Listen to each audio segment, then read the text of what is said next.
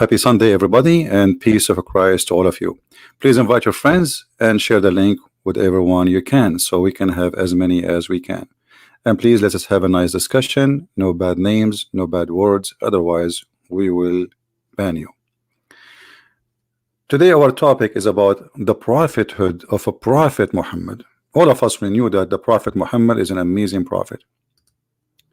And there is many proofs of that. We can see them in Disneyland.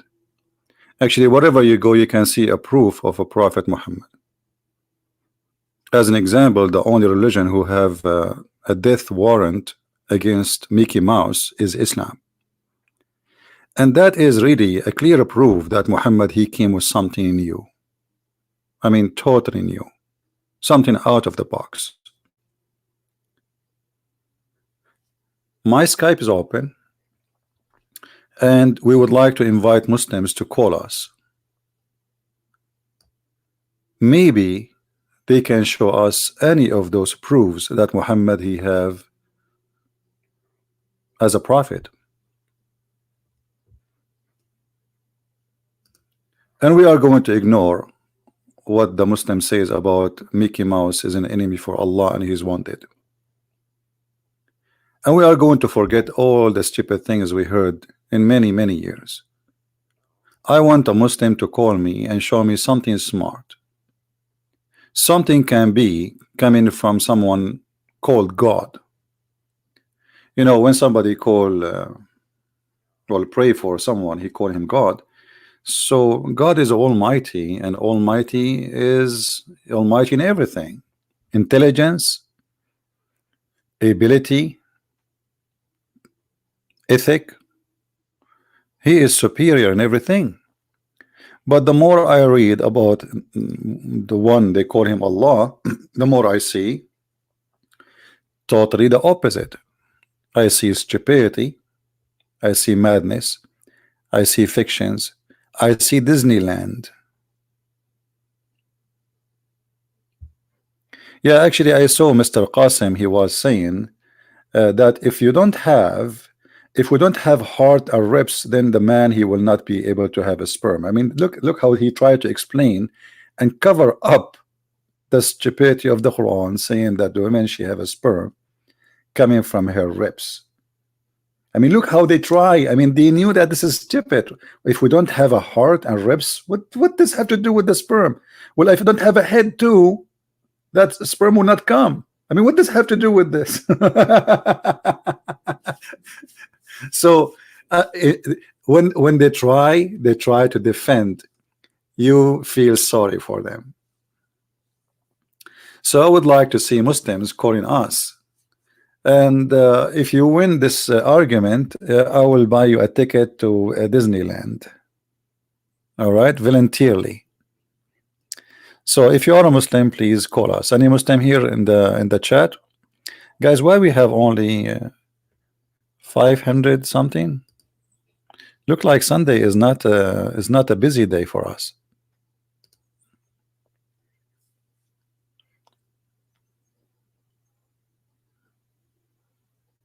Maybe because we just started. I don't know. We will see. So who is the Muslim would like to call us? We want to see a very hot debate. I want to see a Muslim, he can call us and silence us. For sure, not by saying bad language. We don't welcome such a conversation. We want someone polite, intelligent, he have knowledge, and he can prove his point. Anyone? How they can call me? It's very easy. Just give me your ID and I will call you. Post your ID, Skype ID, and I will call you. We use Skype, it's for free, and it's available for everybody. My book, the Indonesian translation, is done already, but we are giving it to some Indonesian friend to read it carefully to be sure there's no mistakes, and then we will publish it in a few days. So don't worry, you will have the book as we promised. We just have a delay because we want to be sure that's nothing missing. The translator, I'm sure he did his best, but sometimes, you know, we make it's better somebody read after me to correct me, because sometimes we don't notice our mistakes. Now, do we have any Muslim would like to call us? Muslims, if you don't call me, I'm going to go. I mean, I'm going to go and I'm show everybody that Islam cannot be from God. So I'm giving you a golden opportunity, priceless opportunity, to show everybody that Islam is from God. Soon we will have 1,000, 2,000, God knows, 10,000, 20, 30, 50. I mean, if you go and see my videos, they are being watched by hundreds of thousands. So you better stand up and share your knowledge about your belief. Because if you don't do it, who's going to do it? Who's going to show those Christians, those infidels, the atheists, I mean, Buddhas, Hindus, who's going to show them that Islam is the true religion if you don't do that? I saw an article, as long as there's no Muslim calling, and I will go there. What we can do, I mean, we could not get a Muslim here, so we will get an article. The prophecies of the prophet, proofs of prophethood series. Hey, this guy have series. I mean, it's not like 1 or 2 or 3. There's many. I mean, it's endless. Okay.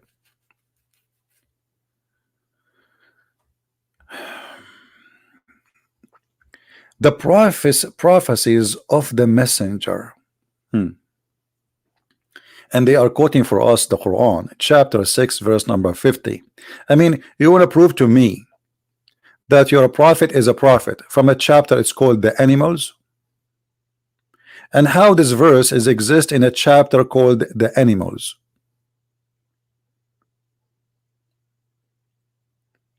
Did Allah choose those names, or Muslims they fabricate them? I mean, how in the world you call a chapter in the Quran the chapter of the animals? We have a spider, we have the elephant. I mean, you feel like you are in a zoo. Even we have a chair, we have furniture, we have the table. So say, oh Muhammad, I do not tell you that I have I don't know how to read this word. Hold on, give me like 2 weeks or 3.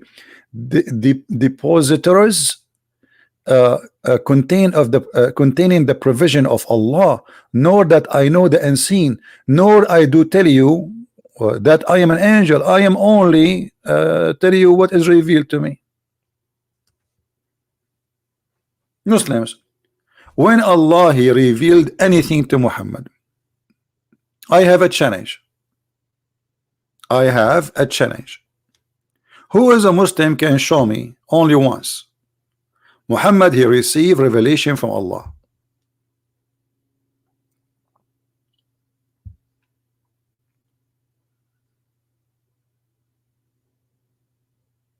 Again, guys, you will get my translation to the Basha language very soon.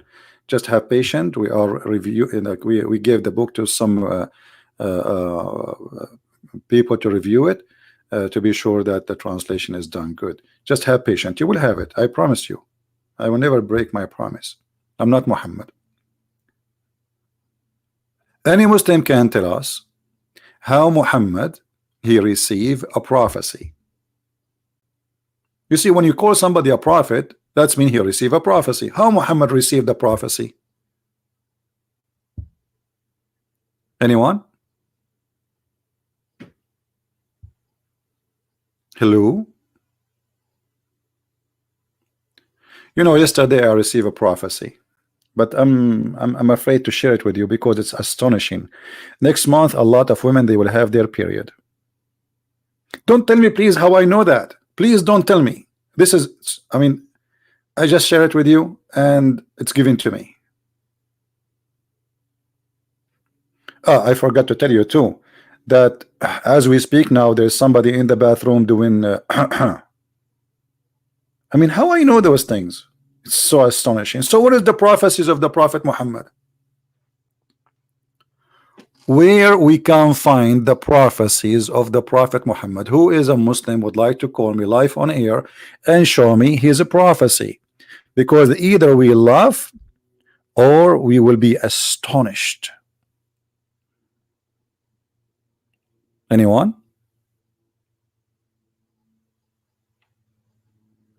I'll prophesy to you something new which nobody knows.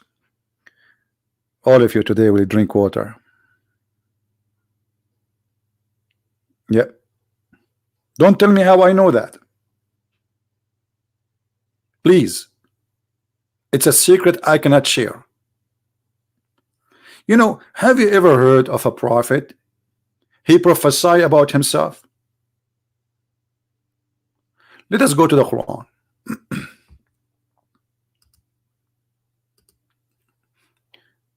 The yellow pages of Islam. In the Quran, it says,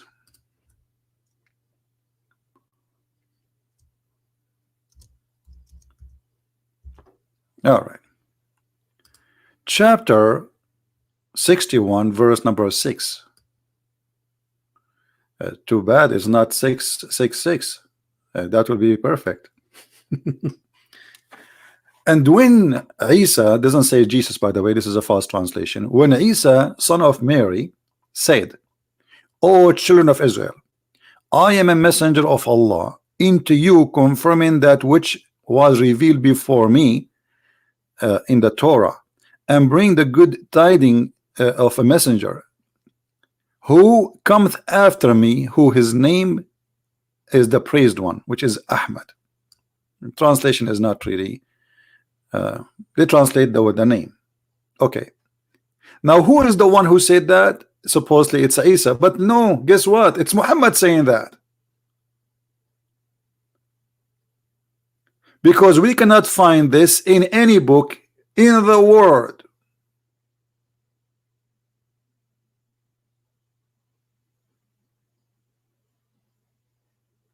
So if I make a verse saying that Isa said about me, I mean, who in the world want to believe that I am the one who said that? I am the one who made this verse. Nobody heard this verse before.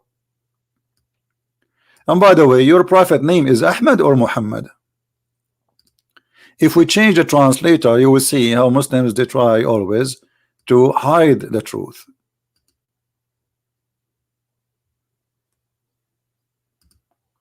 Let us go choose different translator. What is the name of this prophet? Ahmad. Okay, Ahmad, i.e. Muhammad, but Ahmad is not Muhammad. I mean, there's a huge difference in the pronunciation, a huge difference in the writing, and the name should not be changed. So is the name a name, or it is a title? That to prove what a Christian prince says. There's a guy, he's from the Middle East, he's an Arab, he's a Christian, his name is a Christian prince. He claimed that Muhammad name, real name, is not Muhammad, neither Ahmad. And you just approve it. He gave himself this name. So Muhammad, he gave himself titles, he gave himself names, he gave himself praising, he made the prophecies about him, and that will make him a prophet. Guess what? There is a messenger. Isa said there is a messenger, his name is a Christian prince, and he will come after me. Okay, who said that message, a Christian prince? Isa said that. Yeah, but we never heard it before from anyone except you. So in fact, the one who made this is Muhammad. So this is a prophet who prophesy about himself, but in the past tense, claiming that people speak about him coming. Have you ever heard of such a joke?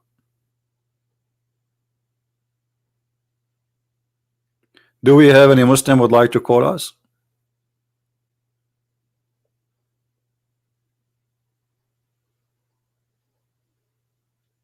Anyone? Please maintain your nice language in the text and be nice to Muslims.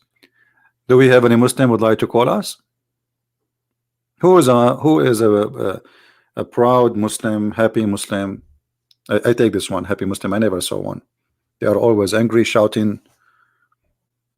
Happy Muslim. Someone saying, isn't it Allah saying that? No, my friend, hold on. This is a good question.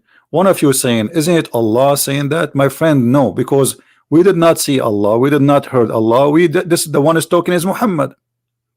What is the proof that the one who said that is Allah? And if Allah, just to show you another thing, okay, guys, if Isa he made a prophecy about a guy he will come after him, his name is Ahmad, shouldn't Allah at least protect this prophecy? At least. Otherwise, what the point? As Zakir Naik it says, brother and sister, what the point? So if Isa he said that and Allah did not preserve at least one verse of what Isa said, isn't it that fishy? If Isa said that, which is supposedly Jesus, we don't know even what the name Isa coming from. Even the name is wrong. But if Yeshua, or in Arabic we say Yeshua, is the one who said that, shouldn't Allah preserve this prophecy? Because this is should go to generation until Muhammad come, but it's not preserved. So it's a mistake of who? You know what I'm saying? If we are Zakir Naik, let me call him. Tadadam, tadadam, tadadam, tadadam, tadadam, tadadam. Sorry, the ring is going slow because the internet is slow in Bangladesh, Malaysia. Malaysia is now. Tadadam, tadadam, tadadam, tadadam. Christian Prince, I'm not going to answer you, and it doesn't matter how much you try, and I will never give you an answer. Zakir Naik, hold on. First, how you know I am? It's a Christian Prince. First of all, you are the only one who called me after the middle of the night. Secondly, you are crazy and you repeat your question, and I know the question you are going to ask me about. Okay, what is the question? You are going to ask me how Allah he swear by the fig. By what? By the fig. No. Okay, you are going to ask me how Allah is God, but yet he swear by olive. No. Okay, you are going to ask me how Allah is God, but he do not know how the sperm is coming from. No. Okay, let me call a friend. What friend? I have always people watching you, and they will tell me. Hold on. Okay, you are going to ask me about the chapter 61, verse number 6. How you know that, Zakir Naik? Did Jibril told you? No, it's stupid. I have one of my students there watching your video right now as we speak. Okay, so how Allah says in the Quran that Isa said there is a prophet will come after me, his name is Ahmad, and yet Allah did not preserve the verse. What the point of this verse if we cannot preserve it? Because this should be preserved until Muhammad he appear. Christian Prince, this is the first time you have a point, and I agree with you. But the fact that verse is preserved, but it's preserved in the heart of Allah. Allah have a heart? Not literally. Allah he preserve it for himself. Where he preserve it?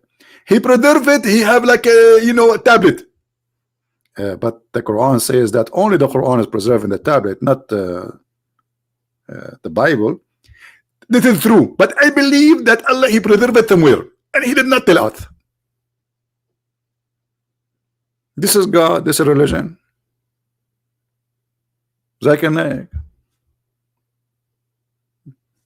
This is what they have for you. Somebody he makes fun of you, and you Muslims open your mind like, wow, brother, this is very wow, so smart. If this verse is true, this verse should be preserved until Muhammad came. Otherwise, what the point of this verse? Where we can find this verse? And then we come after 600 years, and then we find a guy, his name is Didat. He says to us that he found Muhammadim in the Song of Songs.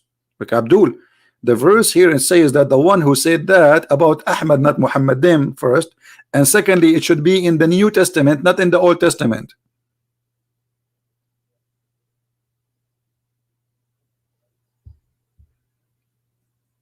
Any Muslim?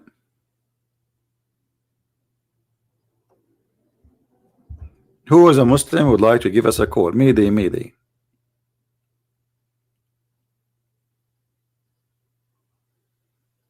Anyone?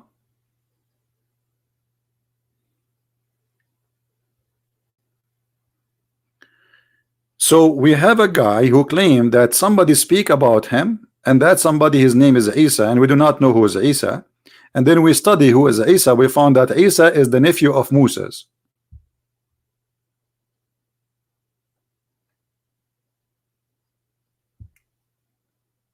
So how this man can be a prophet? Who made him a prophet? How Muhammad became a prophet? And then we go back to the article. As long as there's no Muslims calling, what we can do, I mean, sadly, the verse in the Quran saying that Muhammad, he confirmed that he knew nothing except what is revealed for him. Muslims, what is revealed for him? That the sun set in the murky water, that women are half a brain, that man should beat his wife and that will make her a better wife. Is that the fixer? Is that how you fix society? Ordering men to beat their wives, and that will make my wife better for me? What better what? What kind of a human being he teach his followers, claiming that Allah told him to beat them?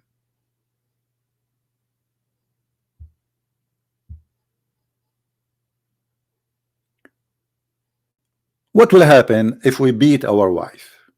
What exactly we accomplish? Muhammad, he made it clear that using violence with women is the right of the man, and that will make her obedience. So we have a smart God who claimed that he have a smart knowledge. It's an almighty knowledge. I mean, come on, this is almighty knowledge. This is not just a knowledge. And the Muslim, when they translate this verse, look what they do. And admonish them first. Next, if you share bed with them in the bed. Last, beat them lightly. Beat them lightly. Where it says in the Quran lightly? You think we have a light brain, Abdul? Let us go to the story and see if Muhammad really was teaching his men to beat their wives lightly. And the Quran doesn't say that. It says udrubuhunna. If you change the translator right away, you will find the different translator, he is more honest. Maybe by mistake being honest. Lightly disappear, and here it says scourge them. Now, lightly or not lightly, what is the wisdom of beating a woman? She will love you more. She will be more good to you, or she will cheat on you. She will hate you. She will try to find another guy who is nicer than you.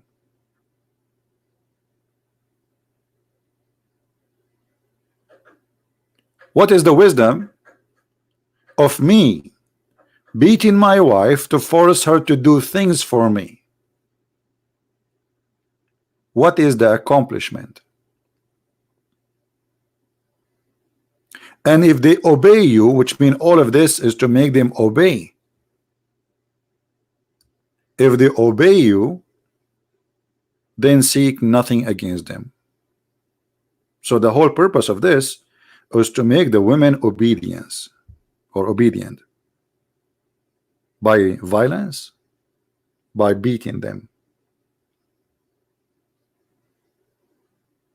Why?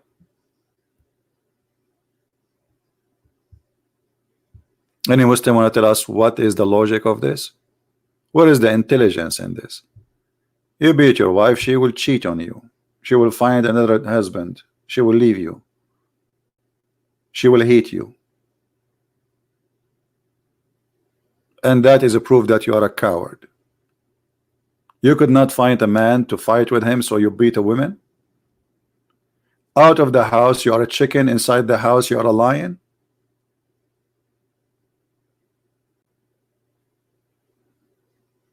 Most of men, if not all of them, who beat their women inside indoor, they are seeking a proof that they are men.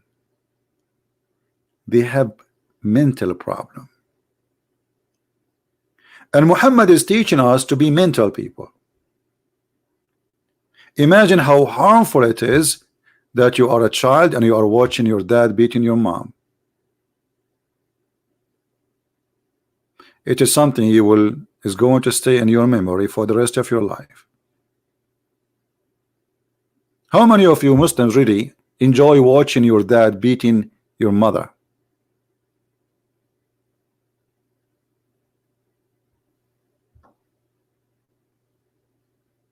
So when we say that Allah is God, well, this God, he is a very, very bad God.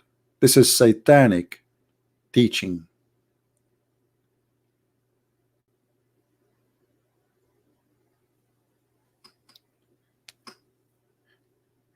And the funny, the Quran here says, وَاللَّاتِي تَخَافُونَ نُشُوذَهُنَّ. Nushuz is used twice in the Quran. Let us do a little search, because this is the reason to beat them. Nushuz. So what nushuz is? Many, they lie to us and they say, oh, nushuz, that means she is cheating her husband. Don't lie, Abdul. Don't lie. A woman, she cheat on her husband in Islam, she will be executed. Don't lie.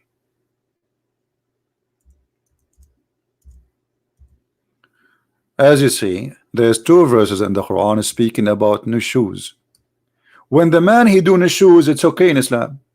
The verse number 128, it's about Muhammad doing nushuz to his wife. He don't like them no more.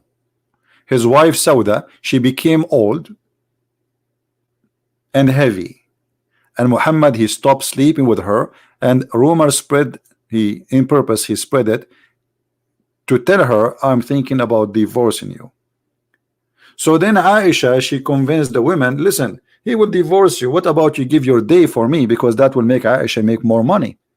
When Muhammad he come to the house of Aisha, all the gifts come to the house of Muhammad, wherever he is, it come. But Aisha, it make it inclusive, only come, or exclusive, only to her. Only in her house people they can send gifts. So she made Sauda, the poor woman, agree to give her day to Aisha. In return, the Prophet will not divorce her. So if a man he do nushuz, the woman she cannot beat him. And look how the translation come. If a woman fears ill treatment, so it's ill treatment of the man. This is the Muslim translation, not my translation. The man he can do ill treatment, which means he can treat his wife badly. It's okay. If the women she do ill treatment, beat her.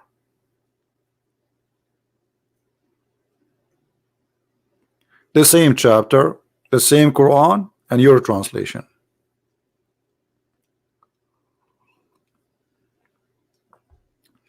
We have a Muslim, he is posting for us that he loved the Kaaba. Well, my friend, this is another proof that Muhammad is a false prophet. That is additional proof that Muhammad is a false prophet. Believing in stones and kissing stones, it's a sign of paganism. It's a clear pagan teaching. What kind of a prophet, Mr. Fahim, teach you that if you kiss a stone and touch a stone, stones will forgive your sin? You Muslims, you spend the day says, oh, we worship only one God. Oh, we worship only one God, the oneness of God. No, you worship gods. And you know, as we see, we have additional to Allah, we have stones. Oh, Abu Abdul Rahman, why do I only see you touching these two corners? Here we go. More Muslims, they are putting more Muslims are putting the Kaaba for us. Pagans. Why only I see you touching those corners? He said, I heard the messenger of Allah says, touching them erase sins. You Muslims believe in stones can erase sin?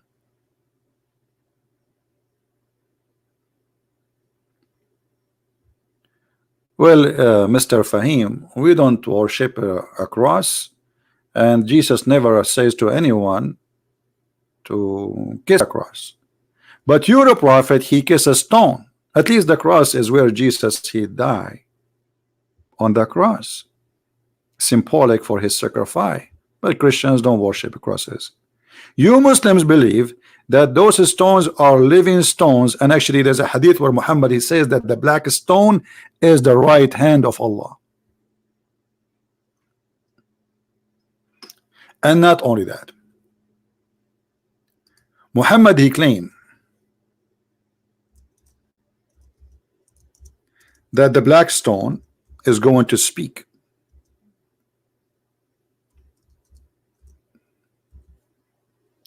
and is going to witness for Muslims. And this is why Muhammad he said that the black stone is the right hand of Allah. This is a very, very, very clear proof that Islam is a pagan cult.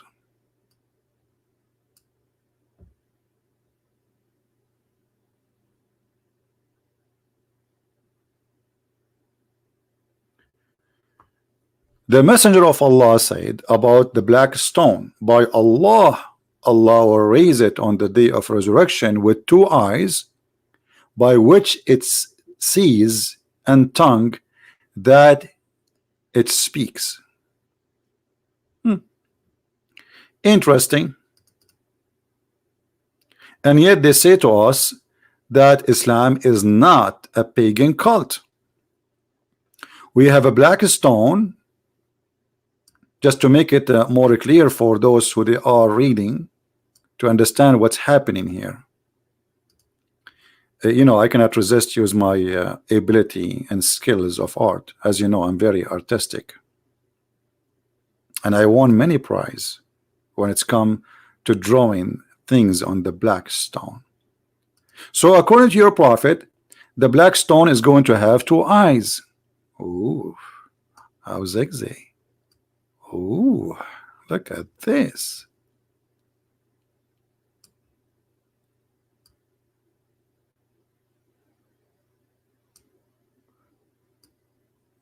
Wow. And the black stone is going to have a mouth. Yamma mia. And the black stone is going to have a tongue. What? Tongue.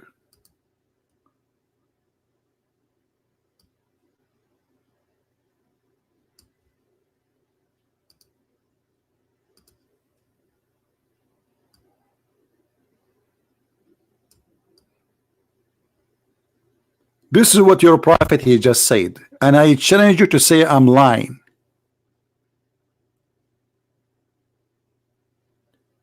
And the black stone in the judgment day is going to do. I mean, how she can report everybody who touch her? There's millions and millions and millions of people that touch the stone and kiss it. So Allah is Almighty God. Hey, by the way, guys, I have copyright over this. Don't take it, print it, put it in your room, or set it in. You know, come on. I mean, let me put my signature here, so nobody will take it, and you know, let me put my signature. My name is Muhammad Ahmad Hamid Ahmad Ali Muhammad Ismail Shish, whatever. Ahmad, yeah, you, signature, okay, here, yeah, this is the signature. Okay, so nobody can use it for his own purpose. You never know these days. I mean, they take your art and they say it somewhere. So who is the Muslim want to believe in such a thing, that Muhammad is a prophet? He's making a prophecy. This is a prophecy that in the judgment day you have a stone is going to have a tongue, is going to have a mouth, is going to have eyes. By the way, what happened to the nose?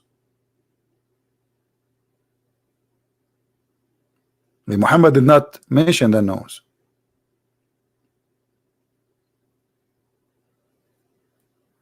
And by the way, the black stone is not the black stone. Where is the black stone? There's only little tiny stones in the wax. This is wax. You see the black thing? This is a wax. Maybe many of you do not notice. Black stone is gone. When Al-Qurmuti destroyed the Kaaba and he took the black stone and he make it as a purple stone for 20 years, 21 years, he returned for them little tiny stones. And then they put it inside the wax in the shape of the old stones. The stone is gone. How come Allah did not preserve his stones? If this stone is going to survive until judgment day, and now we have little 7 or 8 tiny stones, as you see. I don't know if you can notice with me.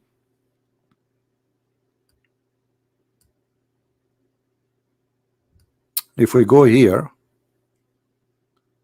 if we zoom in, you will see little tiny stones. There's nothing left of the stones. They are just putting wax around the stones, you know. They are gone. There's no stones. And they do wax in almost every week. They do maintenance.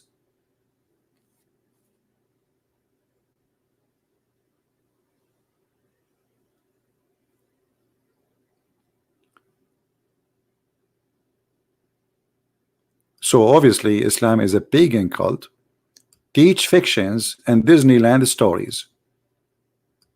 When Muhammad in the Quran, or in that article the Muslims they showed us, they say that Muhammad, he knew nothing of himself in the chapter of the animals, Al-An'am. Nothing Muhammad he say of his own. Okay, so when Muhammad he says that the black stone is going to come with 2 eyes and a tongue, he is not making that up. Allah told him that.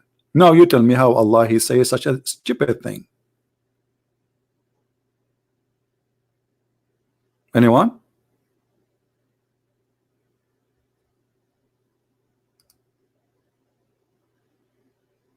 Who is really a Muslim? He believed that Muhammad is truly a prophet by saying that.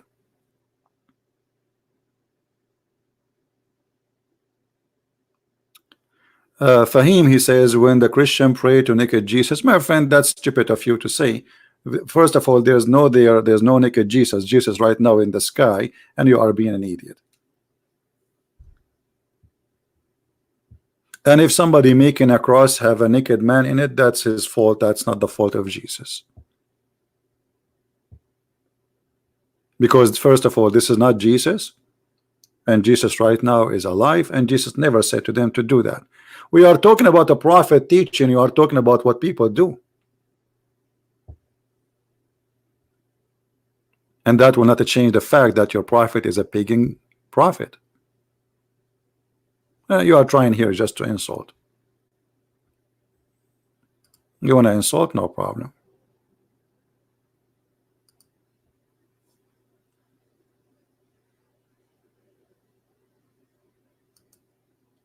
There's things me as a man I do. You cannot judge Christ by me. Let us say I am, I became a drug dealer. Can you judge Christ by me? I am a follower, not the opposite. So if I am a bad follower, that will make me a bad follower. But Jesus never said to me, be a drug dealer. But your prophet said, be a thief. As an example, Muhammad the prophet, as long as we mention the word thief. In the Quran, Muhammad he claimed that if somebody commits, he stole something, we have to cut his hand. Okay. What if he steal? Like what? What is the penalty exactly, and for what a crime?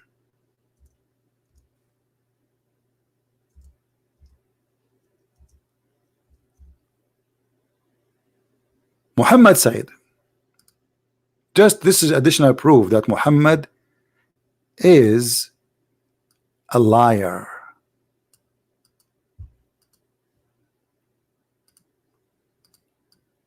Read this with me. Why somebody will lose his hand?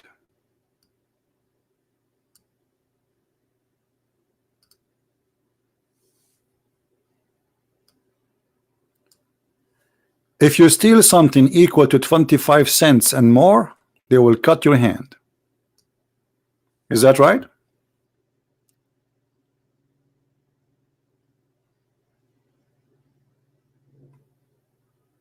Or he stole an egg.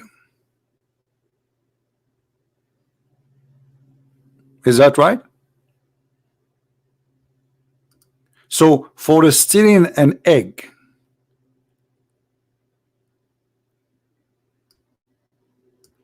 you lose your hand. But Muhammad was, his living, his life is based on theft.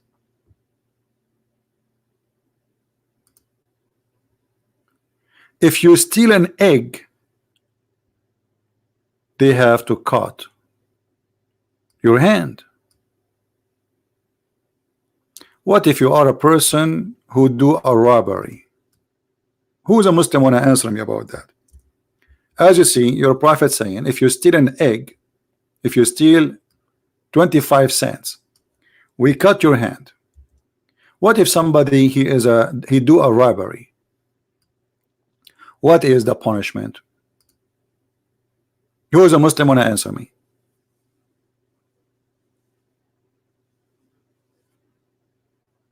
If you steal a rope, or an egg, his hand will be cut off. Do you see it? This is not my words. This is Sahih.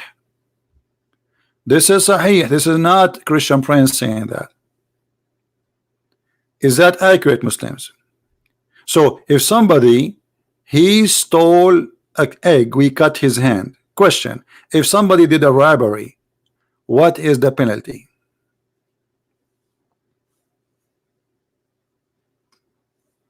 Any Muslim?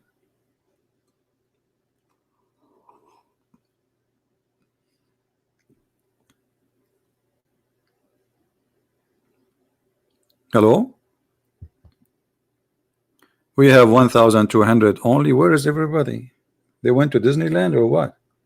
Why we have only 1,200? Okay, let us increase the number. Later we are going to talk about lipstick and makeup and short skirt. And now you will see how the number will increase. And versions, hot versions in the heaven of Allah. Very hot, to the point you can put an egg in her skin and she is going, that egg will be boiling immediately. Very hot.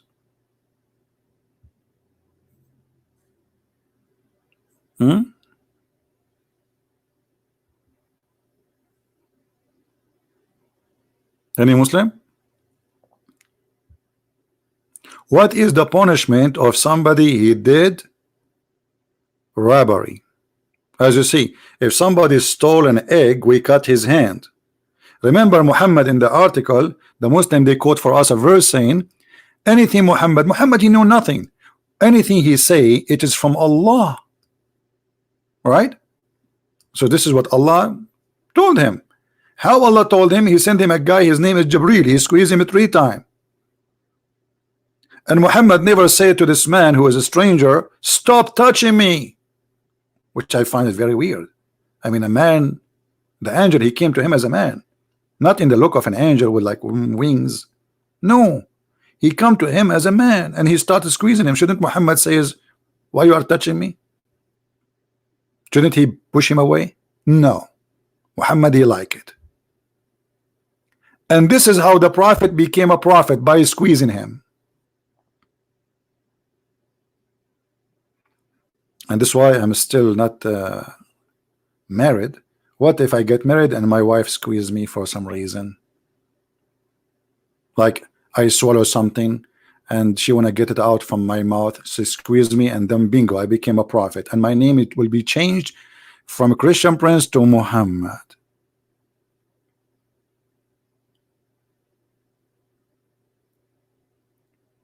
Any Muslim wanna tell us what is the punishment for somebody he stole an egg? Anyone?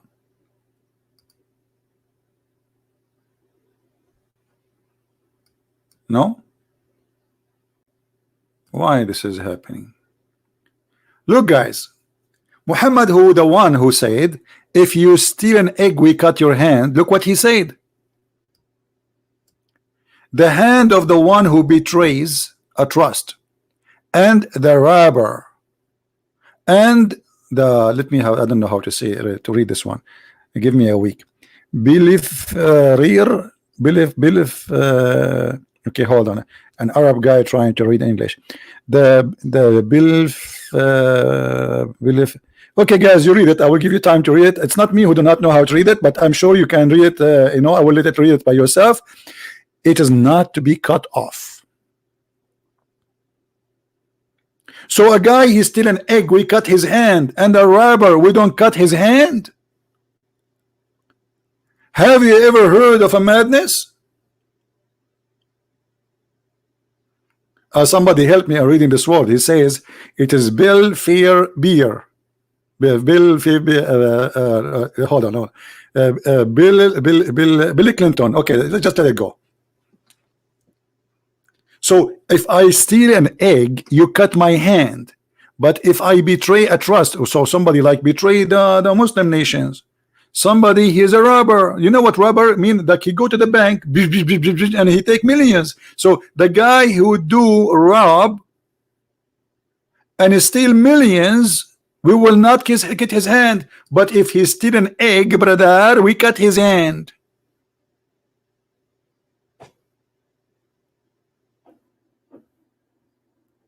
Is that a religion?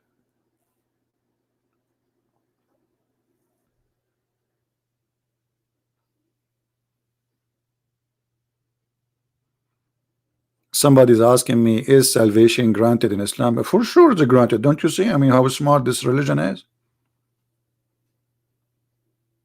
So the one who cut an egg, who steal an egg or a rope, we cut his hand. And then the poor, this poor guy, because the one who steal an egg, guys, is somebody is hungry, correct? I mean, obviously he is not really, is somebody want to feed his kids, maybe. He's stealing an egg. He did not even steal a chicken. It is an egg. So we cut his hand because he stole an egg. And the one who do robbery, steal millions, we do nothing to him. What kind of God this God is? Anyone knows why Muhammad, he said that if you are doing a robbery, we don't cut your hand? Because he was one of them. All his men, they are called as-Sa'aliq. The Sa'aliq is a group of men who they are denounced by their tribes. They throw them out. They are outlaw, criminals. All of them, they are thieves. This is why if you do a robbery, no punishment.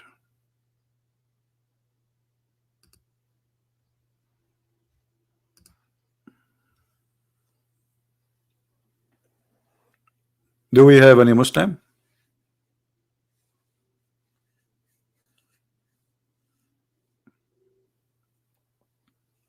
Who is a Muslim would like to call me? What do you think, Muslims? It's okay to do robbery, but we cannot take an egg?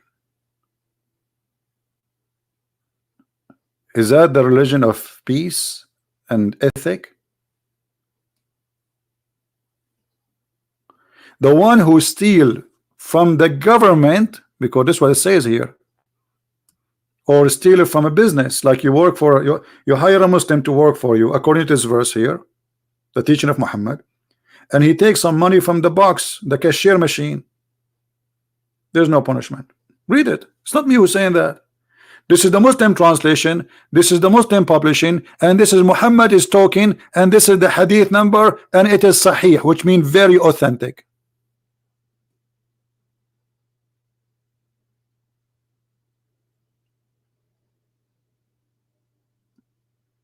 Anyone?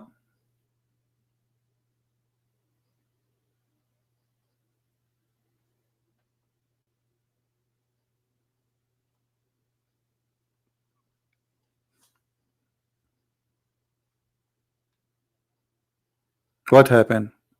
How many of you is saving reference? Any one of you is saving reference here? Anyone? Do you know how to find those hadith we show on the screen? Let me teach you something very simple, because some of you says post the link or etc. You can just type a few words. Let us see here. The one who betrays a trust. You can type it in the search engine as it is. Go here, type it there, and you will find the hadith. It's very simple. You know, we made it easy for you. So even if I did not post the hadith link for you, still you can find it, right? Very simple.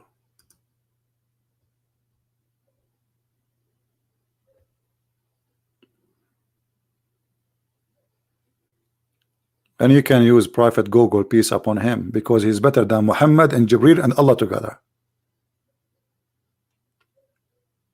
As you see, Muhammad, he failed teaching bad ethic. Muhammad is teaching me that if I am working in a cashier machine for somebody, I can take money from the box and I'm not a thief, because simply I only betray a trust. And if I'm a robber, a thief with gun or a sword or a knife, go in the street and say to somebody, give me your wallet or give me your bag. Somebody, he just left the bank, or I go inside the bank and I take all the money in the bank, I am not a thief and there's no punishment for me.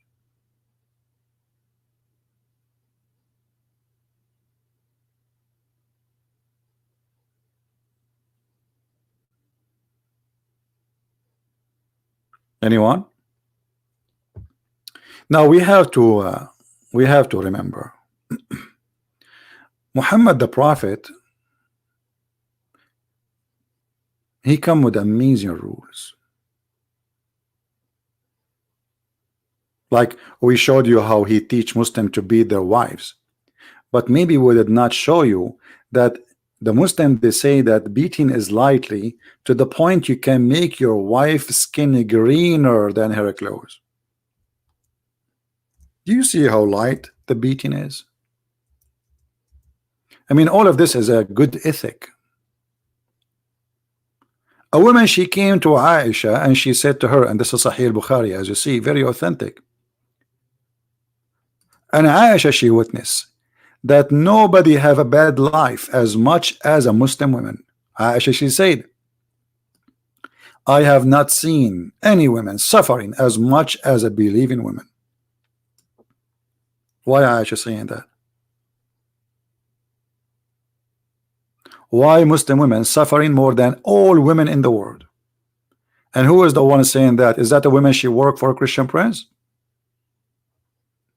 This is Aisha, the favorite Barbie of the Prophet. Did I say Barbie? I should not mention that word. Guys, do you know that in heaven, I mean, do you see how the ideas come to my head? Here we go, I remember this now. Do you know that in the heaven of Allah, there's a version Allah will give her to you? Her name is Barbie. Literally. Do you know that?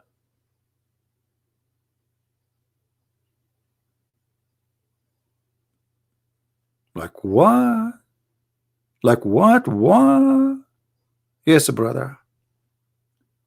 Allah in the heaven will give you a Barbie. A Barbie doll. اللعبة. Who's a Muslim want to say I'm lying? Who is a Muslim will say I am lying? That Allah will give you a woman, her name is اللعبة, Barbie. And she is so Barbie, man. I cannot wait to go to heaven. All my life I wanted to have a Barbie. Let us go back to that topic. But good, I remember this hadith.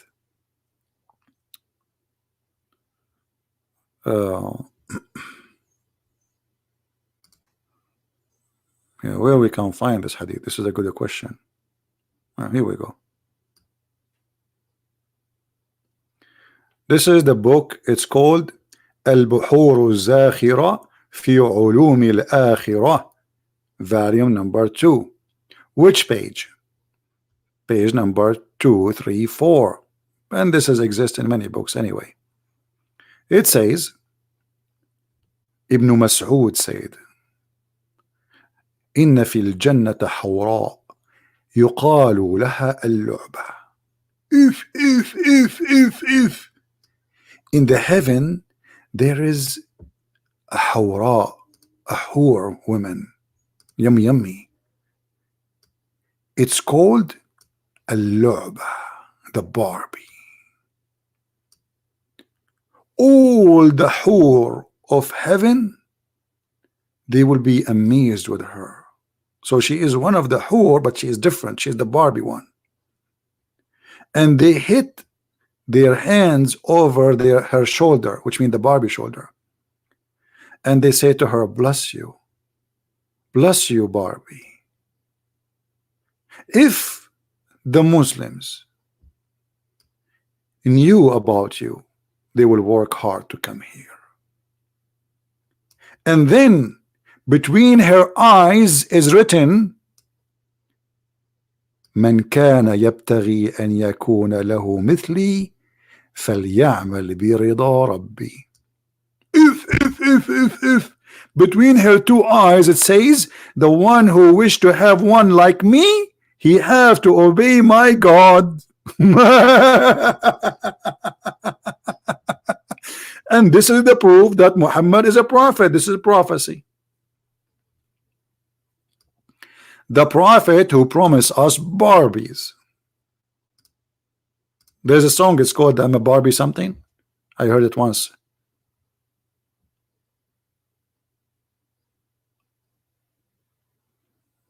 What is that?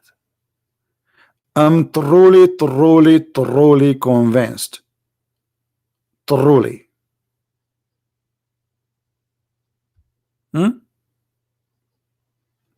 Who is a Muslim in the chat would like to say something? Look, no Muslim is texting me. No Muslim is calling me. No Muslim saying anything. That's a good sign. Muslims, they agree that this is the... Actually, we are showing the reference. I mean, what they can say.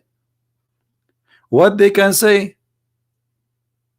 Have you ever heard see Christian Prince speaking about something without showing the reference? Even sometime I might struggle to find the reference, but I insist before I go. Like yesterday, I was really tired. I want to go. Yet I was trying my best to find the reference, and I did not leave until I found it.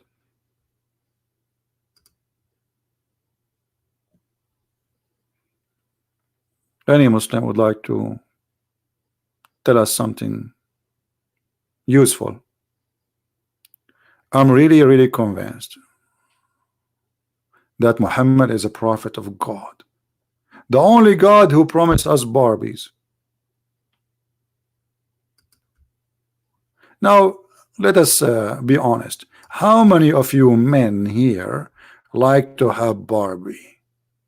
I mean, come on, like the women, close your eyes and close your ears. Just this is men talking to men. Hey men, how many of you like to have a Barbie? Finally,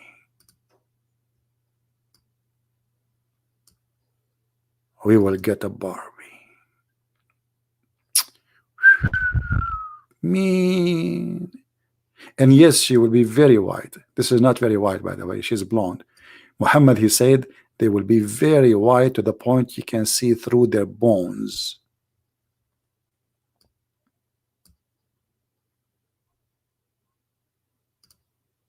I mean, didn't you have enough yet that Muhammad is a prophet?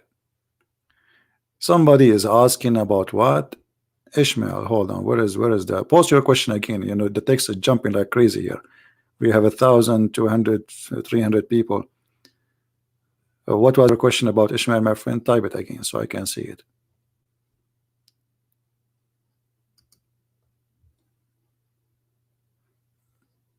The problem here in my side, the chat jump. I mean, it goes very fast. It doesn't update it slowly. Brothers and sisters, Who is Ishmael? Okay, we will talk about that. No problem.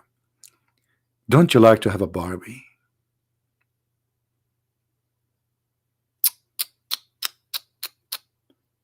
Mean. Imagine Christian Prince, and I look really bad. I mean, I don't have mirrors in my house just to avoid seeing myself. I get scared. I go fishing. I don't do fishing actually. I look at the water, the fish die. That's it. I go in the elevator. I say good morning, nobody answer. I say good evening, nobody answer.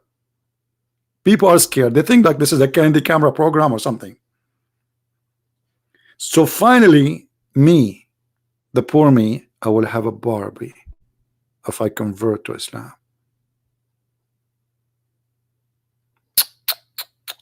How I can skip that? How? It's impossible. Brothers and sisters, let us ask Zakir Naik about the Barbie thing. Sorry guys, I have to call him because we don't have a direct connection. I'm like I'm not Jibreel to squeeze him 3 times and he will wake up.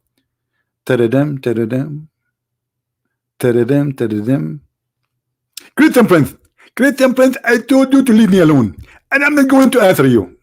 But I have a very important question. It's a very short one. Please say please again. If you say please again, and then I will answer you. Okay, please. Okay, here we go. See, I will answer you now. I made Christian Prince say please. I love it. What is the question? About the Barbie. The prophet, he said that in the heaven we will have a Barbie. Is that true? First of all, this is not really a Barbie. See, it's made from a flesh of a human being. The Barbie is made from piece of plastic or silicon, and this is different. But it's called in Arabic a lu'ba. I don't speak Arabic, but yeah, I don't speak Arabic. I understand, but you are a sheikh, you are a scholar. You don't speak Arabic. That's amazing. So how the prophet says it's a lu'ba, it's a Barbie, and why he called it such a way? Because he is very sexy and very beautiful. If you look at the Barbie, all of them, they look so good to be true. And this is exactly what Allah, he promised us in the heaven. They will be so beautiful with big okay, Zakir, I got it. They will have big fingers. No, it's not about fingers. They have big okay, they have big nose. Christian Prince, you are stupid. I mean, everybody got it except you. They have big like okay, hold on. They have long nails. Christian Prince, you are crazy. I mean, come on. They have big oh, they have a big what? Big shoes. What the big? If you go in the Quran, and let me help you, because you are stupid and you are ignorant. Okay, we will go to the Quran. In the Quran, if we open it right now, we will see that Allah, he promised men that they will have women with big boobs. Big what? Big boobs. Chapter 878, verse number 33. Have you ever heard of a God? He promised men that they will have women with big boobs.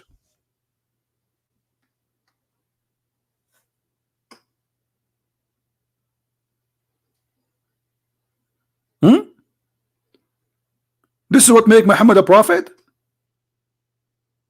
He is describing for us the size of the women's breast.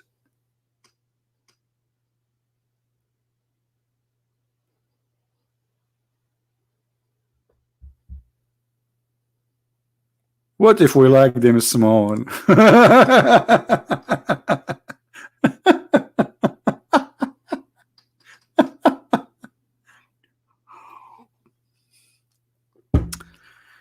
Oh boy. I mean, obviously this is from God. I mean, who else beside God he promised us women with big breasts? No way. I mean, you'll find this only either in Las Vegas, Thailand, and with Allah. 3 places only. They give you a brochure. We have women with big breasts. You go in the bathroom, you find a sticker. You know, when I was I used to work before with the army. So we travel a lot, and always most of the time we have a layout in Las Vegas. So you know, they pay for the hotel, etc. You go to the bathroom, the public bathroom in the hotel. You know, you will find they leave stickers in the bathroom for men, and the stickers have all kind like this: big breast, brother. Call this number. Call me Barbie. What is that? This is God. How this is be or can be the same teaching as Jesus teaching?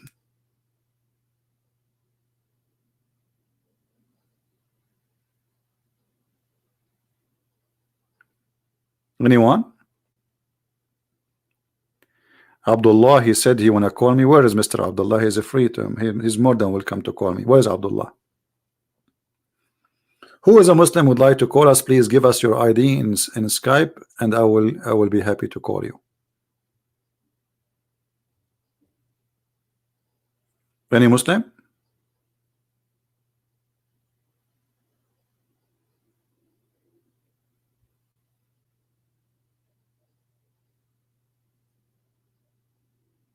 And look at this heaven.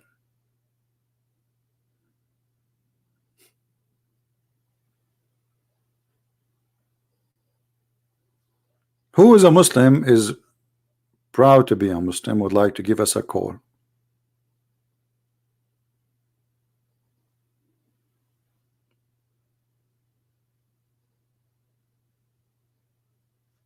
Anyone?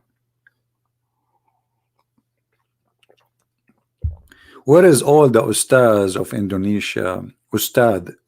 They call themselves ustad. Not even a single one of them he dare to give me a little call and get me busted. Thank you, Cecilia. All those hearts for me. Okay, that's it. What about give me livers? I need something for lunch. brother, how you can wait for a second, brother, without converting to this religion? You will get Barbies, a lot of women, even boys. Have you ever heard of a God? He promised me 80,000 little boys, and the Muslim decide to serve me. I mean, what kind of a human being? He got happy for abusing children's 80,000 little children's.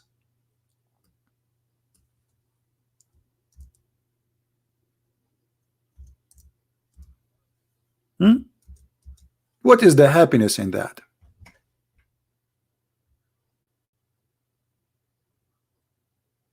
$80,000 little boys. They will be walking around me naked, and they are so white like pearls.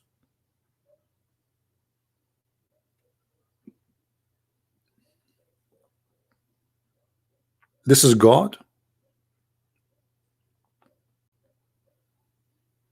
And by the way, if the heaven, in the heaven of Allah, your clothes will never be ruined, they will never get dirty, you will never sweat, you will not take a shower, and your food, if you wish to say something, if you wish something is going to be in front of you before even, I mean, like in a blink of an eye, it's not the servant will bring it to you. So why you need the servants if those are servants?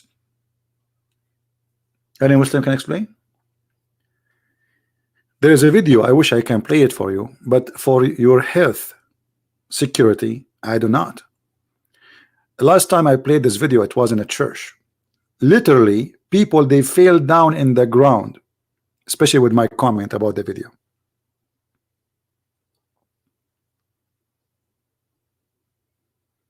The video is called The Description of Paradise by Dr. What's his name? Hold on, let me find it.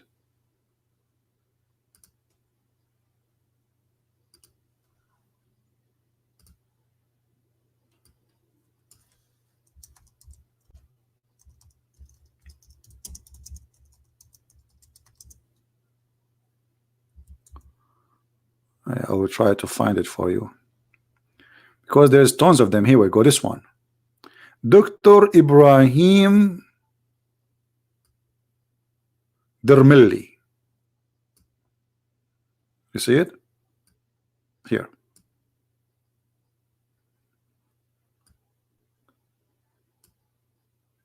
I have one line of chairs fell down from laughing. Literally, they fell down. They could not hold themselves. The video is hilarious, but my comment make it more crazy.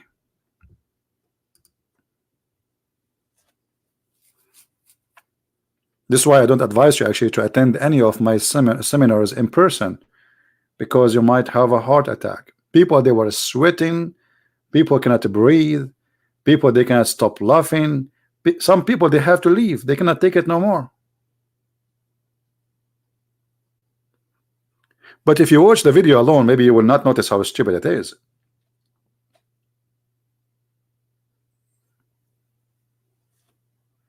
I wish I can play it for you, but you know, they will say copyright, and you know, otherwise it would be really fun. It will be the best comedy ever you saw in your life.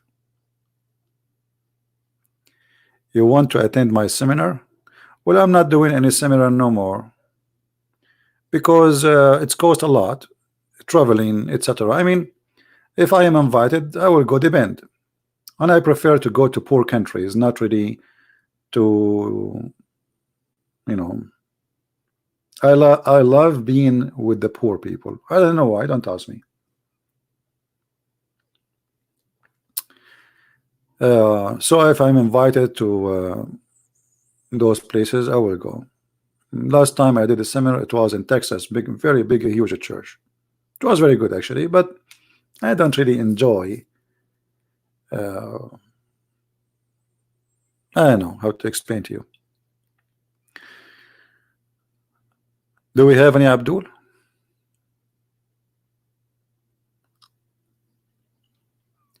Yeah, India, you know, but as I know, in India you cannot attack Islam. I think they have a law. It says you cannot do that, right?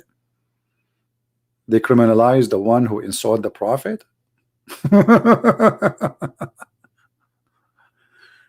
Yeah. Do we have any Abdul here? Who is a Muslim would like to call us?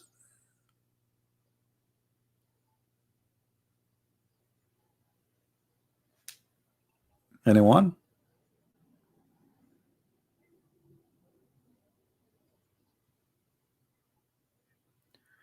If you have a Chaldean church, I think it's better if you invite someone like Sam Shamoun.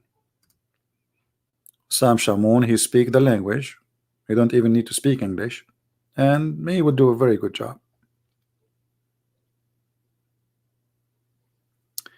So do we have any Muslim or not? I'm losing my voice. Come on, do something. Imran Abdullah want to call me, but where is his Skype? Imran Abdullah, give me your Skype, my friend. I was baptized in a church in Texas. No, I was baptized in the Middle East.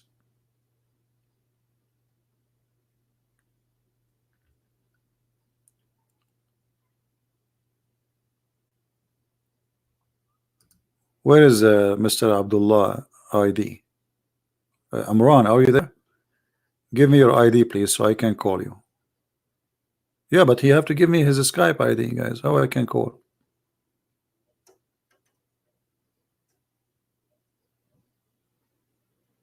Like, just go to Skype and call. Call who? You have to give me his ID. The guys are acting like they are asking God to make somebody to win the lotto. But he did not buy the lotto yet. And he will never buy it because it's very cheap.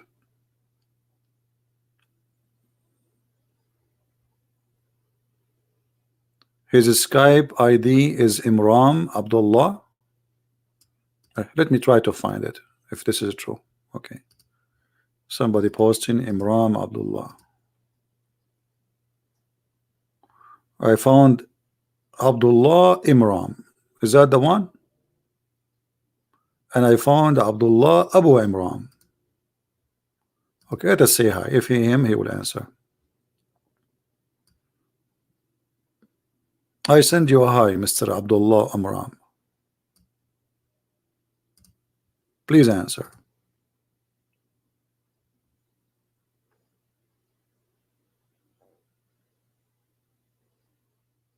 Call Yahya Walloni. How I can call him? I don't use phone. Give me his Skype. If he is live, I will call him. Yahya Walloni, Balloni. We will call anyone. Don't worry.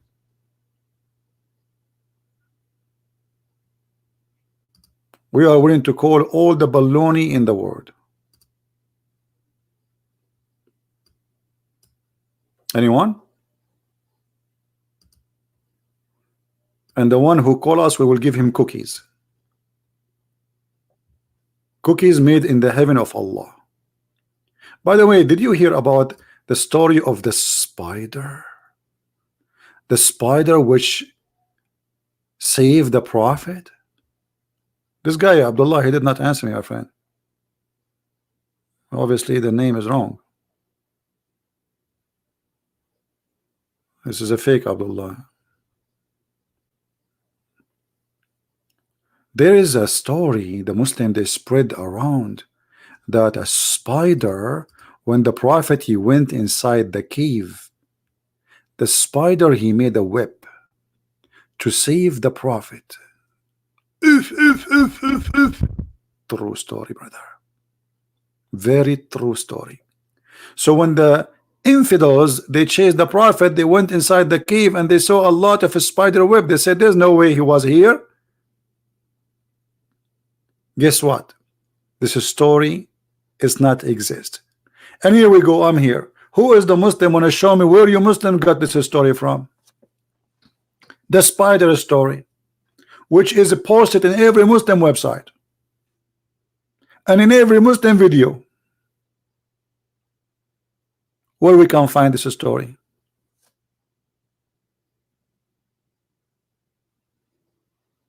Anyone? Fabrication. We don't find resource for this. No source for it. It's a fabrication and the fantasies of Muslims trying to make their Prophet has miracles.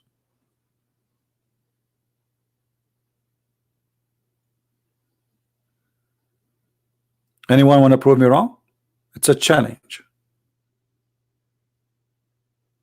Where we can find this story? Guys, yesterday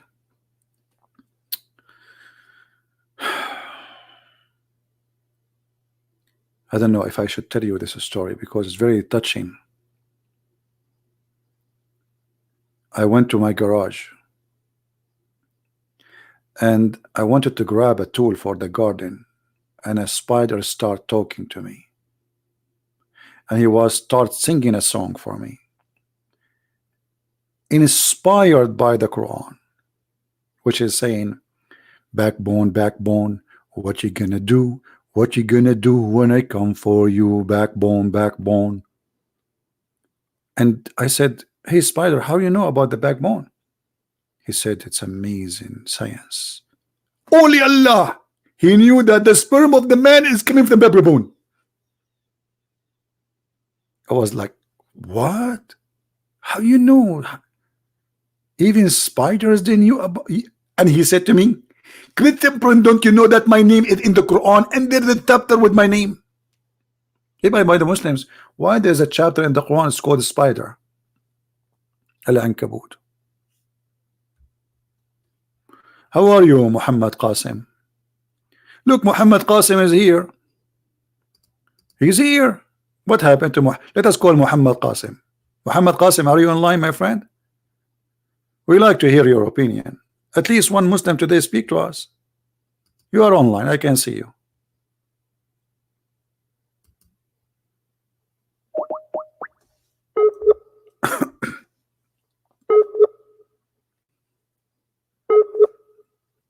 Muhammad, we are calling you.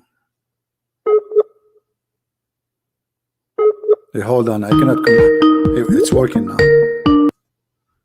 Hey, Muhammad, how are you? Hello. How are you, Mr. Muhammad? Where you been, man? We're not receiving calls from you. What happened? You give up? No, just listening in. That's it. I don't know. I thought you left Islam or something. No, I'm Alhamdulillah, I'm happy with this one. Okay, my friend, I have a question, which is something people they are asking me about. Maybe you can help us. Is that okay? Let me just put the other headphones on. This one's not that good. Yeah, those one are not good. Yeah, just give me 2 minutes. Sure. I will call you back in 2 minutes. Okay. All right. Okay. So, guys, finally we have Muhammad here. He's going to help us, and look like we are going to have a very good time. Very, very good time.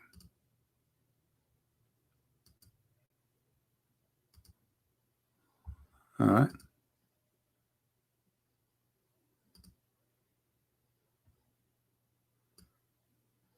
We will have Mr. Muhammad with us in 2 minutes.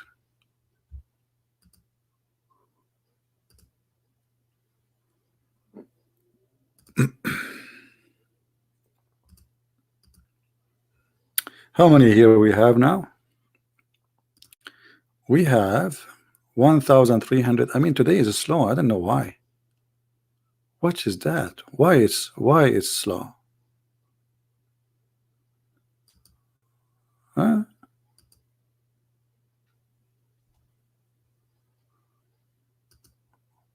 What is the problem? Something fishy.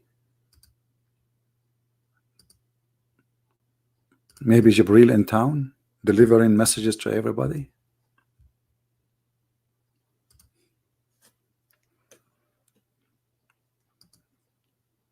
Please invite your friends. We will have Mr. Muhammad read Musnad Ahmad narrated. Here we go, Musnad Ahmad. We cannot find source for the story. I told you this is Musnad Ahmad, and in the Musnad Ahmad it says that the story is fabricated. Call me Abbas so we can laugh at the story. Musnad Ahmad. All Muslims agree that this story is fabricated.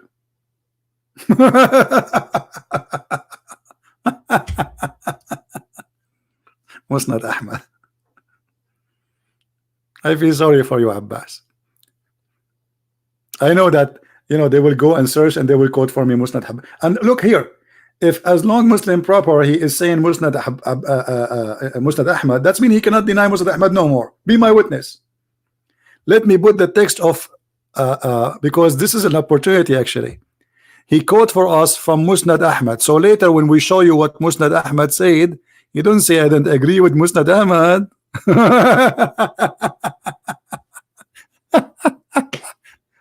Let me look for the post of Muslim proper. I will go back.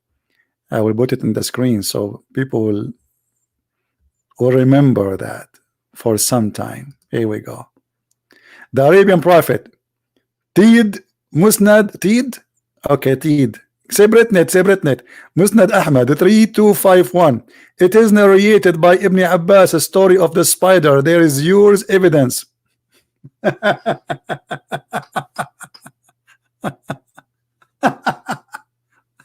You got busted again.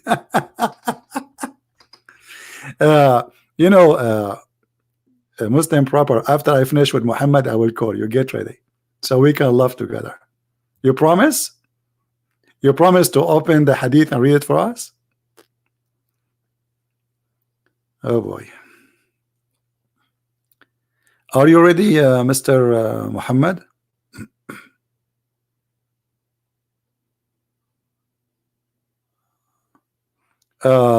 Somebody asking about the German translation. I think is going to be out in the coming maybe 24 hours, 48 hours. So those who are waiting for it is going to be out soon. Hey Muhammad, how are you? Yeah, I'm good. So I want to point out some of your deceptions you used in the last video. All right, go ahead. Yeah, look, can you hear me? Yeah, I hear you. Go ahead. Yeah, so you said basically women will go hell because they're on their menses. But the hadith itself does not say that. You added to that. The hadith says that they're deficient in religion. The hadith did not say that? No, the hadith says that they are deficient in religion. It doesn't say that they're going to hell because they're on their periods. Okay, so that's a deception. You're deceiving people. Hold on. Let us see if this is true or not. I want you to say, I want you to promise that if this is what the hadith is saying, you will agree that your prophet is a bad man or stupid. What do you say? If this is what the hadith is saying, that women, they will go to hell because of deficiency. One of them is about the religion, which is the menses, and the other one because they are stupid. So if I prove that, you will agree that your prophet is a false prophet. Do you agree? What I'm saying is the narration doesn't say nothing that they're going to go hell because on their periods. No, don't change it. You see, we are making a challenge here. You are saying, everybody heard you. You are saying that I am deceiving, right? Yeah. Okay. So if I prove that I was not deceiving, and this is what your prophet meant, is that will prove? Is that why you are angry? Because your prophet looks stupid there, and you are trying to defend, or just you are trying to prove that this is not what it says? No, what I'm saying is that if you can show that just because of the fact that she's on a period, just a natural reason, she's going to hell because of that, then you have a good argument against Islam, but you have no argument so far. Okay. Read the hadith for me. It's in front of you on the screen. 1 minute, let me scroll YouTube.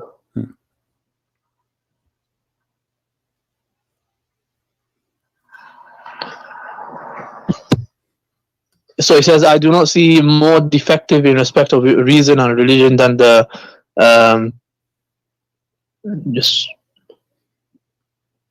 than a woman. And the woman asked, what is the defect of reason and religion? He replied, the defect of reason is the testimony of 2 women or 1 man, and the defect of a faith is that one of you does not fast during Ramadan. So the defect of religion here. So it still doesn't say that they're going to hell. Okay, hold on. Okay, so we agree, me and you right now, that the 2 defect is so clear. One of them is about women are not wise. The proof of that 2 women equal to 1 man, correct? And the other one is their menses, correct? Yeah. Okay, so there's only 2 defect. People be my witness, and Mr. Muhammad, he agree with me. Now let us go to the other hadith which I was reading the other day. All right. Actually, there is many of them, and we can read any of them. Maybe if you want, even your choice. You know, like Muhammad is saying that most of women, they are going to hell. Why they are going to go to hell? See what you just did now. You switched because we were talking about the women going to go to hell because of menses. That's what you said. No, and now no, I'm not switching. This is the same hadith. This is the same hadith. Read it. Okay, let's start. All women given charity pray a great deal. A woman who was wise said, "Wise is almost your Lord." Don't jump. Read it. All women give charity and praying get a great deal for forgiveness. For I have seen that you from the majority of people of hell. Yes or no? Yeah. They're from. Now, why they will go? Okay, why they will go to hell? Continue reading. Yeah, the hadith tells you. It tells you because of the. It says that woman was. They asked basically why we're going to be from the majority. He said, "You curse a great deal." And read it. It's in front of you. Just read it. Yeah, I just read it. So he said, "You curse a great deal." Read it. No, read it. No, read it. Read what? The hadith in front of you. Read it. Yeah, so it says, all women giving charity pray a great deal for forgiveness, for I've seen that you form the majority of the people of hell. A woman was very wise, said, why is it, O Messenger of Allah, that we form the majority of the people of hell? He said, you curse a great deal and you're ungrateful to your husband, and I have never seen anyone lacking discernment and religion more overwhelming to a man of wisdom than you. So you see, the first reason. Continue reading. Yeah, so then it talks about what's their lack, man. Okay. Religion. So what is the reason there for them to go to hell? There's the hadith before. Both of us, we agree that women, they have a 2 defect. One is about wisdom and one about religion. The wisdom is their witnesses, they are half a brain, and the religion, they have their menstruation, correct? Muhammad, he did Yep. not count in the previous hadith any other defect except those two. And now she said, "O Messenger of Allah, what is the lacking of discriminant in religion?"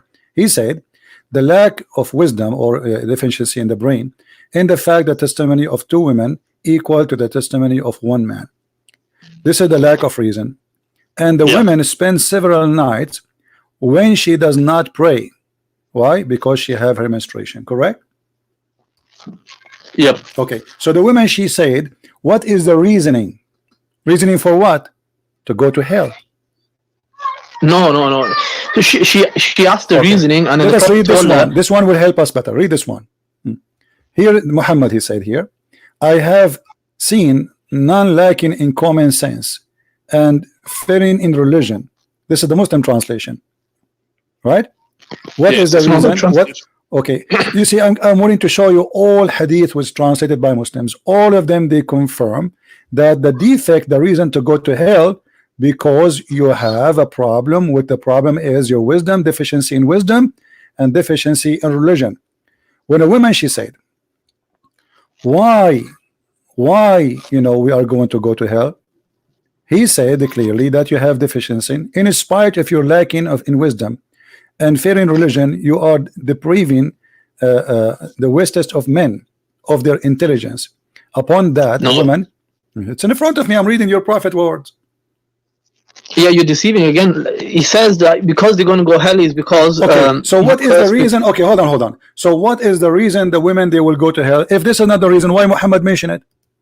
That's a secondary point. Secondary No, point this is not the because secondary they- point. This is not the secondary point. Muhammad, he said it clearly, and you agree. I did not see more defect in respect of reason and religion. So they have defect in religion. What that will lead them? That will lead them to go to hell. No, you see, the Prophet, what I told him, the reason was that because they are ungrateful to their husband, and etc., the curse and whatnot. So then he said that that because they're deficient in their religion, meaning that they're not when they don't pray, then it's going to be more likely they're going to do wrong stuff. So that's a secondary. It's not saying that just because you're on your so menses, you're going to so you are saying that your prophet, he gave false reasoning, had nothing to do with the question, because the question is, and their inquiry is, why we will go to hell. So why he's counting that they have deficiency? If this is not if this is not the problem, if the problem is they will curse a lot, this is the problem, then he should not mention the other things, because those are no connection according to you with the story. No, the other things as we mentioned is to show that the position that they're in, the condition that they're in, is going to be more likely they're going to do wrong stuff because they're not praying. So it's not saying that just because you're on your menses, like many women, they're not on their menses, but they're very pious. So it's just telling you that because you're not on it, then you're gonna start cursing or whatnot. So that's why that's been mentioned. Secondary reason. Okay, so you are saying to me, if a woman, she is ungrateful to her husband, she will go to hell. Yeah, so if she curses or she's ungrateful and so she's saying if Muhammad he curse, he will go to hell? No, this is curse who are you talking about? Cursing who? Curse unjustly. Unjustly? Yeah. Give me an example. Good. Unjustly. I mean, that's subjective, isn't it? So you might say unjustly. Okay, here we go. You are saying if a woman, she is ungrateful and she curse, you know, she is going to go to hell. If Muhammad he do that, he will go to hell. No, firstly, Muhammad Sallallahu Alaihi Wasallam, he's the authority. So he's if he does something, so he then, can do something wrong. No, it's different when for example, a woman and a man, she's got certain rules that she has to abide by. If he do it and he is not justified, it's not justified. He is doing it wrong. Is he going to go to hell? Show me the. Don't tell me, show me. I'm asking you the question. I mean, the question will change. The answer will change depending on what I show you. The question is very simple. If I am Muhammad now, and I did beat you or curse you, and I have no right to do that, you did not do anything wrong, is that justified or will take me to hell? So if he obviously he didn't do this unjustly. So if he cursed, then there was a reason behind the curse, and yeah, so there was a reason behind it. If it is unjustly, if it's confirmed to be unjustly, is he going to go to hell?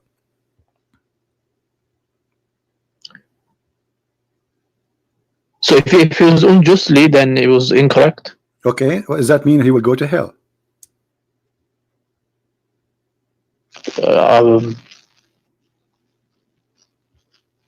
I don't know how to answer that, to be honest. But you have to show me the case. It's according to what you're going to show me. I'm going to answer. Who did he curse? Okay, Who's the here we go. recipient? This is your prophet saying, any man, I am a human being, and for any reason among Muslims upon whom I hurt, I invoke curse, I beat them, I made an agreement with Allah that will make it a condition of forgiveness for them. So your prophet, if he beat you and curse you unjustly, you go to heaven. Let me read this. Yeah, so this is this exception. So when it comes to exception, when he, so how a woman, if she curse unjustly, she go to hell, but the prophet, and he is the best man. I mean, those are not the best people in mankind, and they are not guided by God, and they are not a prophet, and they are just normal people. So if they curse, they go to hell. But the prophet himself, he cursed and he beat people. And he used a bad language. It says لعنتهما وسببتهما, which means saying to them the F word. No, it's not F word. It's not F word. Hold on. Okay, here we go. It says, hold on. It says قالت قلت لعنتهما وسببتهما. Do you know what سببتهما mean? No. To say the F word or to say bad words. لعن is to curse, and subab is to say your mother is etc. Your dad is etc. Your etc. The private part of etc. The F word of etc. That is what subab is. So my friend, you're a prophet saying, and look what he's saying. He made a condition on Allah. Do you agree that a man, he can make condition with God that anyone he curse unjustly, and he say bad word unjustly to them, Allah will make them as source of listen, so I remember the story. So in the story, what happened was a man came and said that I think the prophet said, like, way haka or something like this, or may your parents lose you and stuff like that. So the man came and he asked this curse, like, what is it? And then the prophet said, my curse, what I'm going to be doing to you is going to be a mercy. So this shows you that whenever the prophet is saying, for example, way haka or something like this, then this is going to be mercy for that individual. How a curse which is unjustified, and he is even beating them. The hadith is saying to us that Muhammad, he beat people and he cursed them. And even there's the hadith different one. It says, if I did whip you, let me find the hadith. So how a prophet he says such a thing? He's whipping people unjustly. He is using violence unjustly. And he is claiming that he made a condition. Can you show, like here he says that if he does it, can you show me where he actually hit someone? Yeah, here we go. It's in front of you. Unjustly. It's in front of you.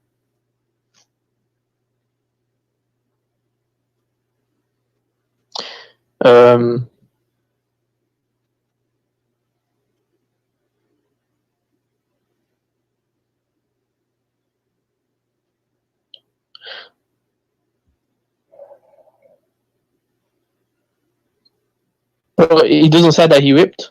It says in front of you, or give him a whipping. Do you see it? Give him a whipping. Here we go. It's in front of you. What's wrong with you? Him a whipping, no, it says if I give him a whipping, it'll be a source of mercy. But it doesn't say that he actually gave the whipping. Can you show me from an example where he actually gave the whipping? He's saying that any one of you, which means he did it. Any one of you, I did it to him. I did this and this and that. All right. And this must be unjustly. This must be unjustly, because he is saying that I did it unjustly, because if it's just, he is just doing the order of Allah. Do you understand simple English? He is saying that, oh Allah, I am a human being. For any person amongst Muslims whom I basically curse and all this or whip, there will be a source of mercy. He's saying whoever I do it to will be a mercy. But so it doesn't say people, right? If I say anyone, I do whipping for him, but I never whip anyone, that would be stupid, isn't it? And when Muhammad says I am only a human being, what does that mean? he's a human being. What does that mean? What do you mean? What does it mean? It Which means means he's making errors, he's making mistakes, he's doing bad things, correct? No, he didn't say that. I didn't say that. Well, he's saying I'm not perfect. This is what it says. And oh Allah, I am only a human being. So any one of you, I do curse him, or he hurt him, or say bad word to him, or even whip him. Allah make it source of purity and mercy for them. Correct? Yeah. Okay. So Allah, but Prophet, but it doesn't say that he whipped. That's what I'm saying. It says no. It says that. It says here we go. Let me show you different hadith. You see, the Muslim, they think by playing like the bird who put his head in the dust. We don't see it. It's in front of you. Here we go. Here we go. Read this one.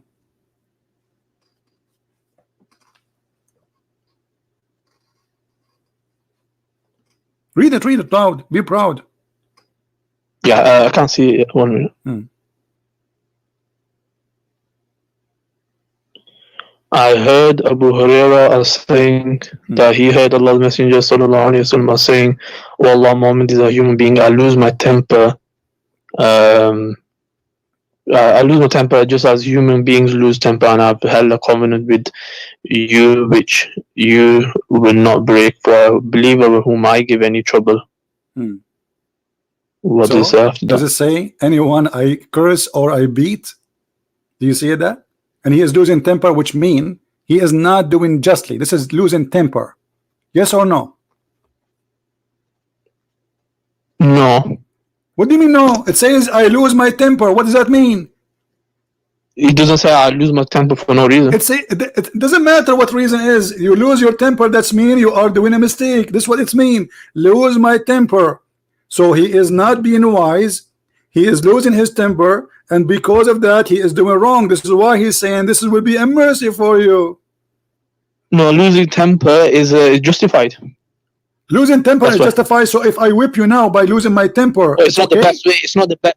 No, you see, it's not the high level of character, but it's still. What high level? He is beating them. He is whipping them. He is whipping them. It says that or beat. Actually, in Arabic, it doesn't say beat. This is a lie. It says jalattuhu. I whipped. So it says if I. It doesn't say like literally I've already beaten him now. It's saying anyone I did that to him, whom or for a believer I gave any trouble or invoke, curse or whipped, make that an expiation for his sin. So Muhammad, he claimed if he beat you, Allah forgive you your sin. Yeah, that's so. With the Prophet of God, when the Prophet of God gets angry, then you should. What happens is that the people would. What happens is Allah would get angry because you're making the Prophet angry. So, in return, Muhammad and Allah is one. If you make the Prophet angry, Allah is angry. So Allah will lose his temper too. Allah will lose his temper. So if whoever makes the messenger angry, then I lose my temper. That's mean he don't have any justification to do it. This is what I mean. I lose my temper. That's mean he is saying I'm wrong. It doesn't say that. It says I'm just a human being. That means I do wrong. And what is the wrong I did? I lose my temper. He is giving himself an excuse. Correct? No, you're deceiving again. When I say I lost my temper, does that mean I'm saying that I am doing wrong? I lost my temper. Sorry. No, you're saying for example, if you're in a situation and you lost your temper, you probably say, okay, I should have never lost it. Maybe I shouldn't have done it. But that doesn't mean that you see the hypocrisy. So if a woman, let's go back. So if a woman, she lose her temper and she curse her husband, she go to hell. But if your prophet lose his temper and he curse you and he whip you, not only he curse you, he will go to heaven. And not only that, he will make the source of whipping you and beating you and cursing you is a way to go to heaven. No, with the women, if they repent and if they change their ways, and then it's fine. They'll get paradise. Hold on, guys. Hold on. First of all, your prophet never in the hadith says if you repent, he asked them for money. He says if you give me money, hold on. If you give me money, your sin is forgiven. Yes or no? So money is a way of your sins getting forgiven. Okay, so you are saying that a woman, she can still curse her husband, but if she give money to Muhammad, she will go to heaven. money to charity, money in the fi Did sabilillah, in the path did of Allah. Muhammad collect the money right away in the spot when he said this is speech? Yeah, so they donated the money. So okay, So guys, the women, they start taking off their earring and their gold and give it to Muhammad. Do you agree with that? Yep. Okay, Yep, why? yep. Why that if they give Muhammad their gold, their sin is forgiven? Because charity is going towards the way of Allah. So Okay, but it's they the are way of cursing. But still they did not correct it. It didn't say you repent. They still are cursing their husband. So all what he asked them for, give me money and your sin is forgiven, right? So he gave them a lecture, so they understood, they realized the error they made. So then No, they did not. And look what he said to them. in the He Quran said, says, you see, you are trying, you are trying, you are trying, you are trying. Look.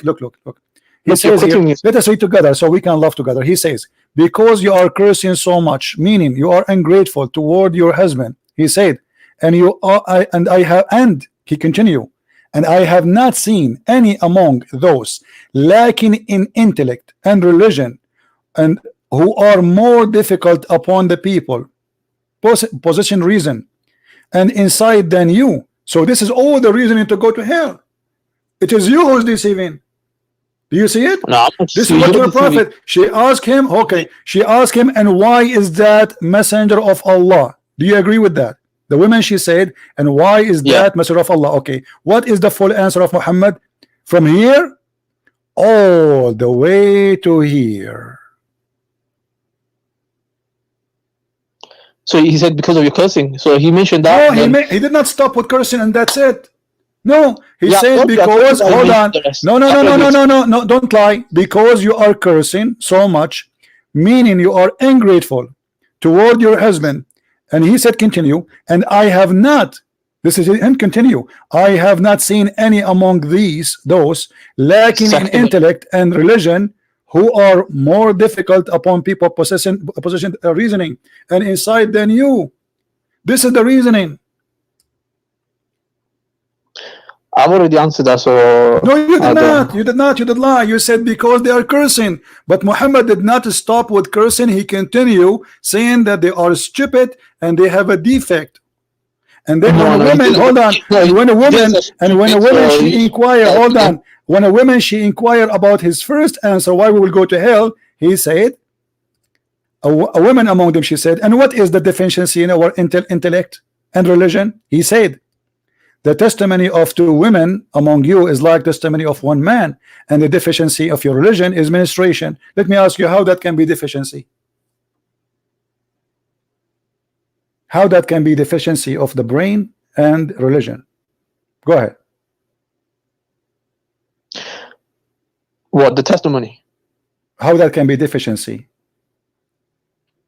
Deficiency because they're a bit more emotional. You see, in terms of, we know women are more emotional, so that's why they may react. The Quran does not say that. You are lying. The Quran does not say that. The Quran says, so if one of them err, the other one correct her. So the Quran assume that women, they have half a brain. 2 women, they will make 1 man. No, it doesn't say half a brain. See, you're adding a lot. So he first hold on, okay. Which doesn't say stupid. What it's meant, okay. If the women, okay, hold on. Does it say here deficiency, or I'm making things up? Yeah, it says deficiency. Okay, so deficiency mean what? You speak English better than me. When I say that somebody have deficiency in the wisdom, what does that mean? They lack some tiny, maybe a little bit of wisdom or something. So thank you very much, God. He just said that women, they have little bit of wisdom. So if I say half a brain, I'm not exaggerating. Actually, you just made it worse. You just said they have little brain, not half a brain. You are the one who said that. You said they have little wisdom. What little wisdom mean? That means they are stupid. You are saying that women are stupid. Are you disagreeing that women are not more emotional? Do you disagree with that? I disagree. My mother is a woman. She knew the Bible from the cover to the cover, and she can debate any bishop in the world, and she will destroy him if he make a mistake. And she is a woman.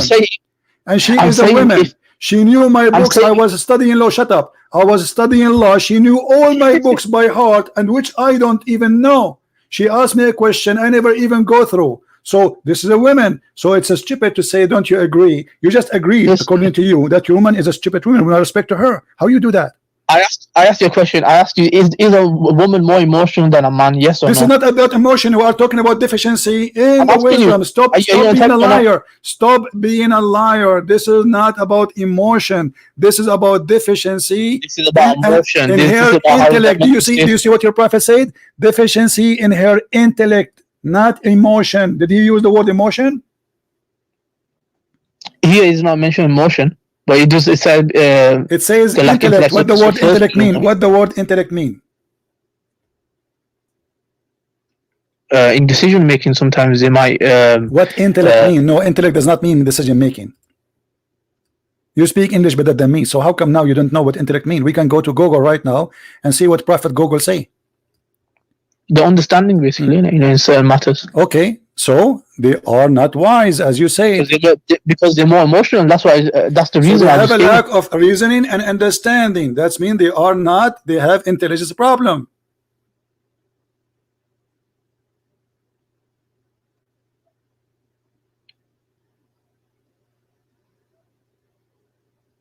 That's what I said. Sometimes the emotion. So you're a prophet saying. So you're a prophet saying that women, the reason they will go to hell, according to you, they curse a lot, and they have deficiency in their intellect, and they have administration. That's why they will go to hell. No, that's what it says in front of us. It says they ask him, because the answer what? The answer is, he said, and okay, most of you will go to hell. A woman, she said, and why is that, Allah Messenger? Look what he said, because you are cursing so much, meaning you are ungrateful toward your husband. And he continues saying, and I have not seen any among you lacking in intellect and religion. So why we will go to hell, Prophet?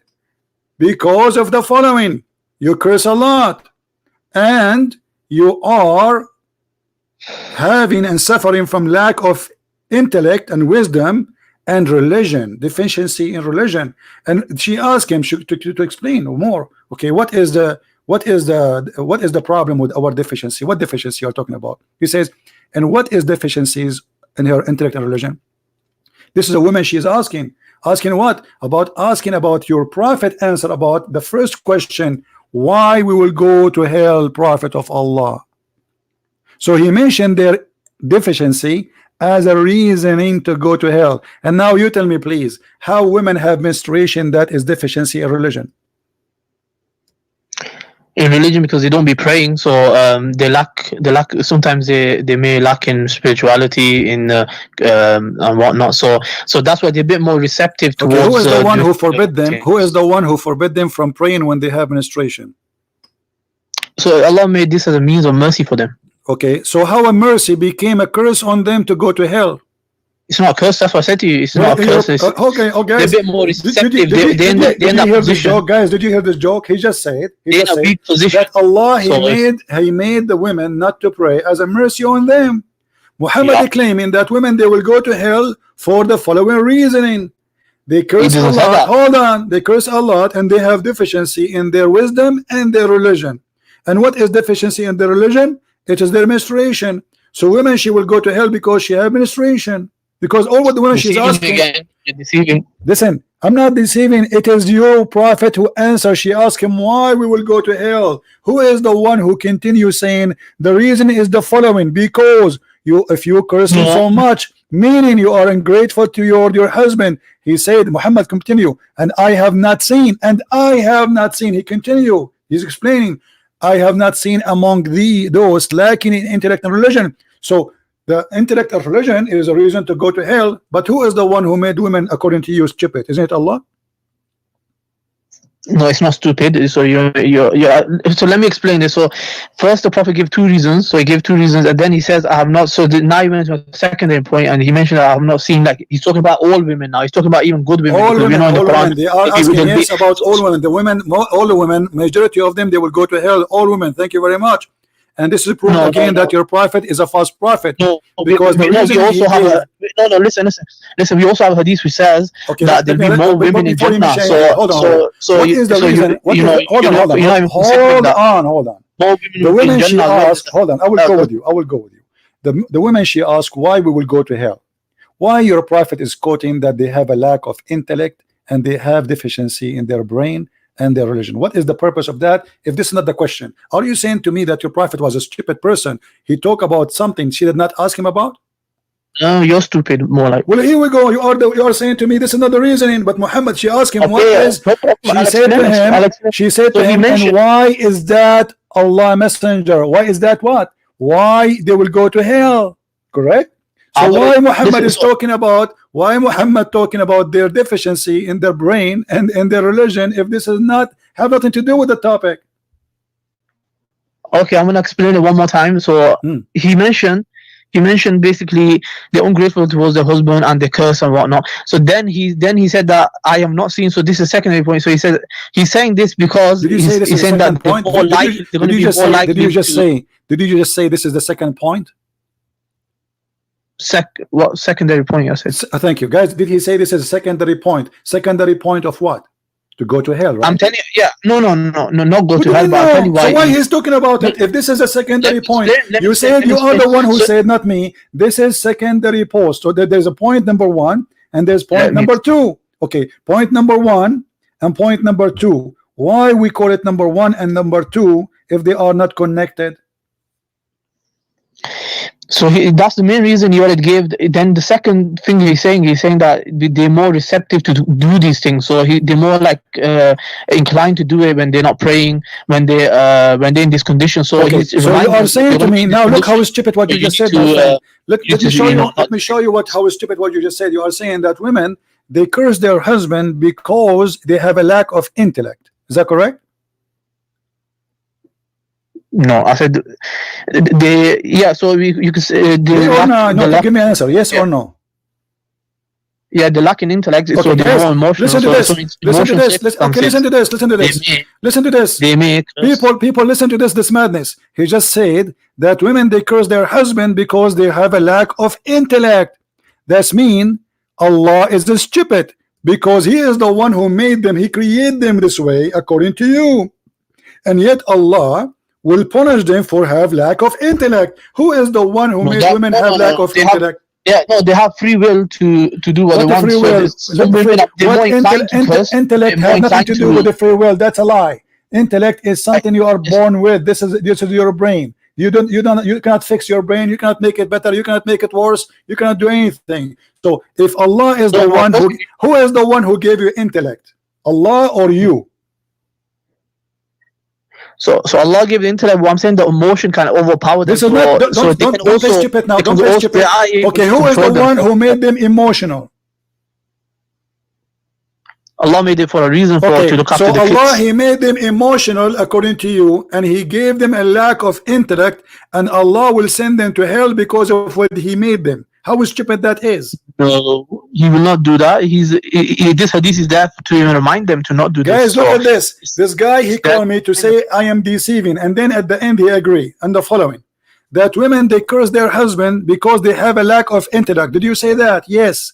You said to me I was deceiving by saying that women, they will go to hell because they have a lack of intellect and they have menstruation, and you are the one who just agreed that women, they are doing that. Hold on, everybody heard you. You are the one who agreed, saying that women, yes, they curse their husband because they have a lack of intellect and they are suffering from those things, which mean the menses too. So women, they curse a lot, guys, because they have a lack of intellect and they have a menstruation, and this is why they will go to hell. Okay, did you want to answer my question? I got a question about the Bible. I think it's my turn to. So you agreed that I am not deceiving. It is you who was deceiving, and you got busted. No, I already answered. But let's go to the Bible now. Do you agreed? Everybody heard you. Everybody heard you saying women, they curse a lot because of those reasoning. Because they have a lack of intellect and they have deficiency in the religion. Did you say that, or are you fabricating? Listen, are you able to take criticism of the Bible? I never ever heard you are just trying to change the topic. That's all they are trying. Your prophet got busted with his intellect because this is a proof that Muhammad is suffering from stupidity. How he say that women, they will go to hell? How a prophet of God claiming that whatever he say is coming from God, and he claimed that women, they have a lack of intellect, and the proof of that, the testimony of a man is equal of 2. How that can be unless he's stupid? Because who is the one who put this rule? I'm gonna show you're a hypocrite. In the Bible, you have similar things. You are trying to change topics. You are You humiliated with your cult. challenge me? You speak about the Bible? Let me Go know. read the Bible so we can laugh at you. Go ahead. Okay, it says it is a shame for a woman to speak in the church in the First Corinthians. It says to chop off her hands for saving her husband's life, so you chop her hand off. It says a Are you going husband to quote the whole Bible for me? the head of the Hold woman on, is a man. hold on. You see, you are a hypocrite person. When you are trying to read, you are reading from left to right to the end to the beginning, from Old Testament to the New Testament. Give me a verse so we can laugh at you. Just one. Who's the author? Who's the author of the Old Testament? Is it Jesus? Give me a verse one at the time, and people will laugh at you. Okay, one at a time, no problem. It says, for it's a shame for a woman to speak in the church. Why is it a shame for a woman to speak about in things? First Corinthians? No. Women in the same chapter, you will see in the same chapter it says that women, they can prophesy about God, which means women, they are prophet of God when they are forbidden to be a prophet in Islam. Shut up, hold on. So he is saying that women who speak about things have nothing to do with being in a church. There's some people, they go to the church and they start talking about cooking. So it's a shame for women to do that, because the topic here, it was about a woman speaking out of the topic. So the topic mentioned an answer for that, and you are a hypocrite. Otherwise, do we have, let me ask you, do we have in the Bible prophets who are women and judges? Yeah, but they are no. So how they will prophesy about God and yet they cannot talk in the church? That is your false interpretation, and it's what the Muslims do. When we show you something, we show you interpretation by Ibn Kathir, Al-Qurtubi, Al-Tabari. You will not find any Christian saying what you are saying. You are a hypocrite. Now we go back. Let me ask you, can a Muslim woman speak in the mosque? Of course you can. Can you give me an example? Where she can speak. I thought the women, she cannot go to the mosque with the men. She can. The Prophet said that do not forbid your wives from going to the mosque. Yeah, but not with the men, right? He said this. Are they going to go with the men? No, they can go on their own. There's a woman that used to go at night time on her own to the mosque. Okay, let me ask you. If a man, he is praying, and a woman, she is laying down in front of him in the mosque or in his house, is that okay? In front of him? Why would she be in front of a non-relative man? Related man? I'm asking you, if a man, he is praying. Yeah. And his wife is in front of him, laying down. Is that okay? So are you talking about husband and wife? Yeah, a woman and her husband. Yeah, she can lie, because we see with the Prophet, Aisha anha, she was it was a small room, so she used to lie in front, and then so then the Prophet used to pray in front of her. So guys, notice here, Aisha, she is laying down in front of the Prophet. So while you're a prophet, he said that the three things will interrupt the Muslim prayer: a dog and a donkey and the women. Yeah, that's because if it crosses, so if the woman or dog goes past, so what happens is the prayer will I think it interrupts or breaks maybe. Okay, so if a woman she lay down in the front of you in the street and you are praying, is that prayer is accepted or it's rejected? It's accepted. Read what your prophet is saying. There's a difference between going past, and there's a difference between lying in front. And plus, the example I said is only between husband and wife. So if it's a non-mahram woman who's not relative, then it's then you shouldn't be even praying in front of her. You shouldn't. Why? So how you Muslims being hypocrite? You pray in the park. People, they walk in front of you. Women, men. Why you are praying in the park? We have sutra. So when we have sutra, I can show you the Muslim praying in the street and people crossing the street in front of them. What sutra? Women and men and kids, and they have even their dogs with them. So Muslims are here. Yeah, in the street. Yeah, that'd be wrong. They should have a sutra from them. They have something that how a dog and a woman and a donkey will disturb your prayer, will not make your prayer accepted by Allah. How that? It's even with a man. So even if a man it comes in a hadith where it would be better for a person to wait 40 except of walking past him. So it doesn't Don't apply change the just topic. for women. Why a dog and a donkey and the women, they will make your prayer invalid?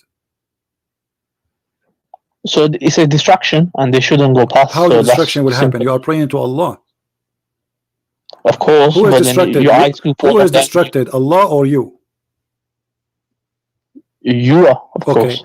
Look, your prophet, he said that a black dog, not any dog, and he claimed that the black dog is the devil.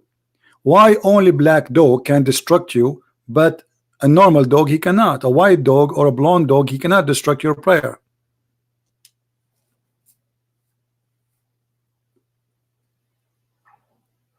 So in other narration, it doesn't say black dog; it says dog only. No, it says in black other dog. narrations. No, it says, and it doesn't matter. It's Sahih Hadith anyway. Who cares? Is that because your prophet he have a lack of intellect and deficiency in his brain? Believing in superstition, isn't this a superstition that black dog, black color will make you evil? No, what happened was a lot of scholars they mentioned this. They said that the reason, obviously, there was a command also given to kill black dogs. The reason was they said because the wild, there was in that city there was a really wild dogs. So this one explanation that they could have been really wild, and that's why he ordered to kill the black dogs. Why the black dogs? He did not say the sick dogs. He said any black dog. He said the black dog walking by, not biting you. He's not biting you. He's just a dog walking by. If you do that, yeah, most black dogs are vicious. Okay, read. Don't fabricate things. And I said, Abu Dhar, what feature is there in the black dog which distinguishes it from the red dog and yellow dog? So what distinguishes the color only? He said, oh my son, oh son of my brother, I ask Allah Messenger as you ask me, which mean what distinguishes the black dog from the yellow dog or white dog? He said the black dog is the devil. Yeah, like I said, the black dogs are more vicious, so they devilly they act in devil. The black dog, but he did not say they are more vicious. He said they are the devil. Yeah, so devil refers to something evil, so they're vicious and evil. Are you agreeing with your prophet that any black dog is the devil? It doesn't say any, so it just says black dog. It says a black dog will disturb any black dog. Black dog will disturb, and we ask what the difference between a black dog and red dog and yellow dog. So all of them are unknown to us except the color. So it's any dog. He said the black dog is the devil. Do you agree with that? No, like I said to you, during that time, what happened was there was vicious dogs. So when I read the tafsir of this, stop lying. It says the black dog. Okay, hold on. Does it say a specific dog or only the specific about it is the color? Read with me. It mentions the color. Okay, so the only thing he mentioned is the black dog, not a specific dog. Any black dog is the devil, yes or no? It must have been in that city only black dogs that was causing my friend, what city? Who cares? The black dog is the devil. Is that a fact or it's a lie? Yeah, generally they act more vicious and generally, guys, this is science. According to this guy, generally black dog are more vicious. Okay, let us say for the sake of argument they are more vicious. Why he said they are the devil? It's part of the language where they refer to something evil, something bad. So, yeah, so the yellow dog is not the devil. The red dog. Don't tell me metaphor. You are a liar. Don't tell me it's a metaphor. You are a liar. Black color in Islam is always for the devil. Yes or no? Of course not. Bilal radiallahu anhu, he was black. Okay, hold on. Who is the most person Allah he's in paradise. Okay, Bilal in paradise right now? Did your prophet make fun of his head? Did your prophet he made fun of his head? How he looked like? In that hadith, you're talking about a hadith which I've read also. It doesn't say about Bilal radiallahu anhu, number one. Number two, no, it was about Bilal. It was about Bilal. Why you are lying? It was specifically about Bilal. It was about Bilal. Okay, let's have a look. Do you have it? Read it. Who is the Ethiopian who Muhammad he made him a leader of fighters to attack? It was an Ethiopian man. Who is that? It was Bilal. What? Show me. It's in So it front of says- you. The Prophet the said, fact- listen and obey your chief, even if he is an Ethiopian, who his See, head I- is I- like a I raisin, already know this were hadith. made your chief. You read it.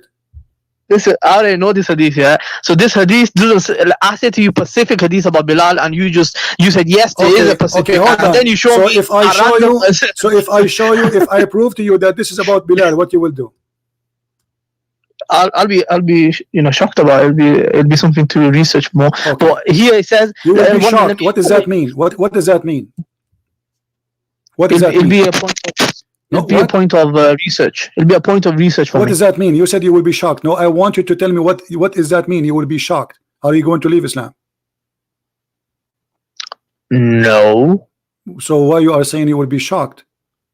It's stupid to ask someone, are you going to leave Islam? Why would No, you I'm leave Islam asking on you. You basis- said you will be on- shocked. You it's- said you will to be shocked. research it. What is I mean- shocking for you about it, my friend? Everybody Everybody heard you. Everybody heard you saying you will be shocked. What is going to be shocking about it? it'd be shocking because the hadith that you showed, it was actually talking about generally, even if a person looks bad, if he's got a My friend, raisin head, I'm then asking you you if accept this is that. about Bilal. So- If this is about Bilal, what you said you will be shocked. What is shocking for you? في غير معصية Hold on. we have وتحريم here. طاعته.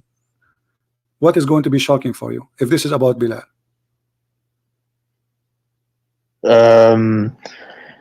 I guess it's shocking. If it's specifically about someone, then it's not the best of description. So if someone, like if the Prophet said, your head is like a raisin, and that's it, full Okay. stop. Let us then say. that's Let not us a good say. thing to say. Okay. Let us say, for the sake of argument, this is not about Bilal.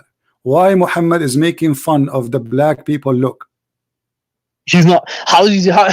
Come on, you have to be foolish to think that. Look, it's the hadith Okay, says here we go. that Here we go.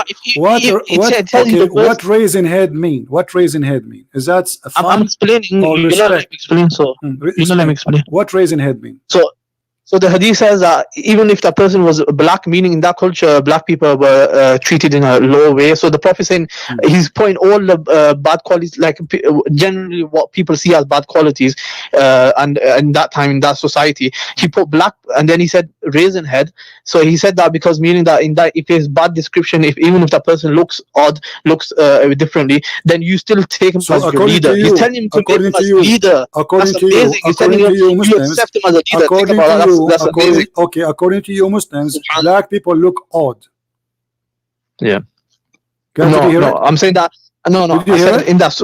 You just said No, I that. said in that Everybody heard culture. you. He's saying if I a said person in that look culture, odd, it used to be listen, something. you are the they one. treated- Everybody heard you. You gave me the reason.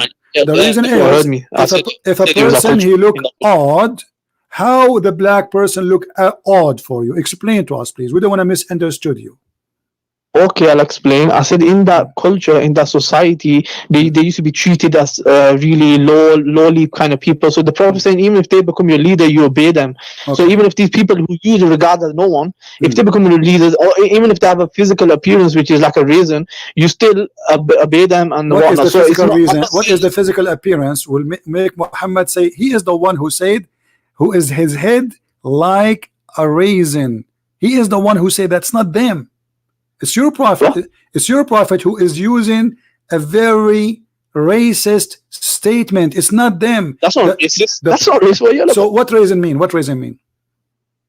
He's saying it's a hypothetical. He's saying if I am What hypothetically? It's not. He It's a is saying hypothetical. He's no. saying if an Who is read? It It says an Ethiopian who is head is like a raisin. What raisin mean? Yeah, if you find someone like that with a raisin head, I don't know, a small head, I don't know how it looks like, whatever it is, if the bad defect, you still obey him, even if you don't like him. So you you don't. are saying whatever that it is, Ethiopian still- people they have a defect in their look.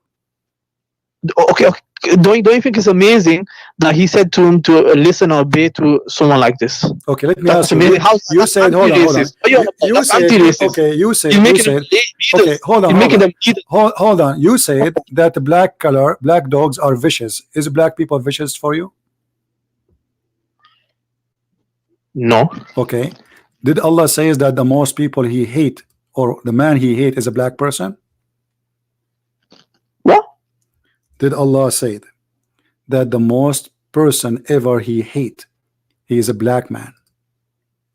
The most person he ever hate was a black man. Yes. It might be in a Pacific black man, but it's not going to be generally why he is a specific black man. What about the white people? Why the most person Allah he hate is a black man? Like I said to you, it might be a Pacific. Okay, why the most? Because this black man, he did beat everybody. What he is exactly? What your God said, that he is a black man, correct? See, you're deceiving. You're a very good deceiver. I can tell you that. I'm just reading what is in front of me. It says that he is a black man. So what is making him unique that this person is a black man? Why is a black man? Let's look at this. The most hateful among the creation of Allah is one black man. The most safer among the creation of Allah is one black man among them Khawarij, among them. So he's talking about a specific person. One of his handy like the. No, by the way, it doesn't say Khawarij there. This is a fabrication and translation. This is why it's. Of course, he's talking about context. It's going to be contextualizing it. It doesn't matter. Read the hadith. There's no Khawarij. No problem. So he says the most evil among the creation of Allah is one black man among them. Okay. Why the most person Allah he hate is a black man? Why? It's just a description. Like the reasons, it must mention the reason afterwards, doesn't it? Have you ever heard of somebody? I've read this narration. Okay. According to your God, according to your prophet, the unique about this man is his color, correct? The unique about him will make him the most. How we recognize him? By the black color, correct? So now you Muslims are looking for a man. He's a black, and that black man, he will be the most hateful person hated by Allah. Is that correct? We're not looking for him. We just know his description. Yeah, but now you are this is a prophecy, correct? This is a prophecy or not? I haven't read this narration. What is it about? What's the whole situation about? Is it about the one that's going to destroy the Kaaba? Doesn't matter. Doesn't matter about who. What is Muhammad? He saw a dream. Now he's the one. Okay, you just mentioned this. Why the one who will try to destroy the Kaaba is a black man too? That's who he's going to be. In is a prophecy. Why is a black man? Why always is a black man? Why the enemy, the black dog, the black man, the black person is the one who will destroy the Kaaba? Why? If that's who is going to be, that's who is going to be. What do you mean? Why? So why only the black people are the one who they are doing bad things in Islam? Where is the white people there? The white people they will not try to destroy the Kaaba. Only white people. Was Al-Qurmuti a black person or white person? He was a white person. So how come your prophet did not prophesy about him? He prophesied whatever he wants to prophesy. He doesn't need to prophesy. Okay, he prophesied. Thank you. He prophesied about whatever he liked to prophesy. So he's a prophet. Right. How come he could not figure out that the one who will destroy the Kaaba for real, all of them, because the Kaaba destroyed by many times, by Al-Hajjaj, by Al-Qurmuti, by many people. Why he did not prophesy that the one who will destroy the Kaaba is a white man and he is an Arab?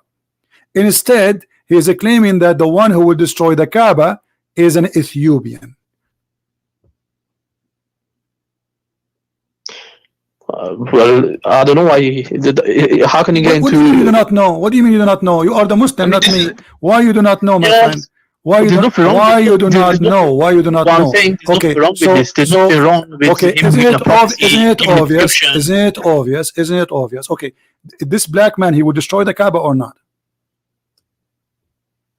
He will, yeah, he will break the Kaaba. Okay, so where is Allah, the one who protect the Kaaba? What happened? So Allah will allow it to get broken. Why Allah allow him? Why Allah allow him?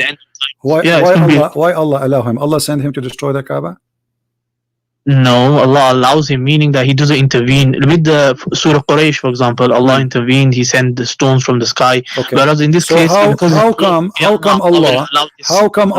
He have a chapter. It's called the chapter of the elephant to protect the Kaaba. And at that time, the Kaaba have more than 360 idol around it, and Allah Yeah. sent bird to protect it. But this is at that time it was a pagan religion there, hundreds of pagan religion there.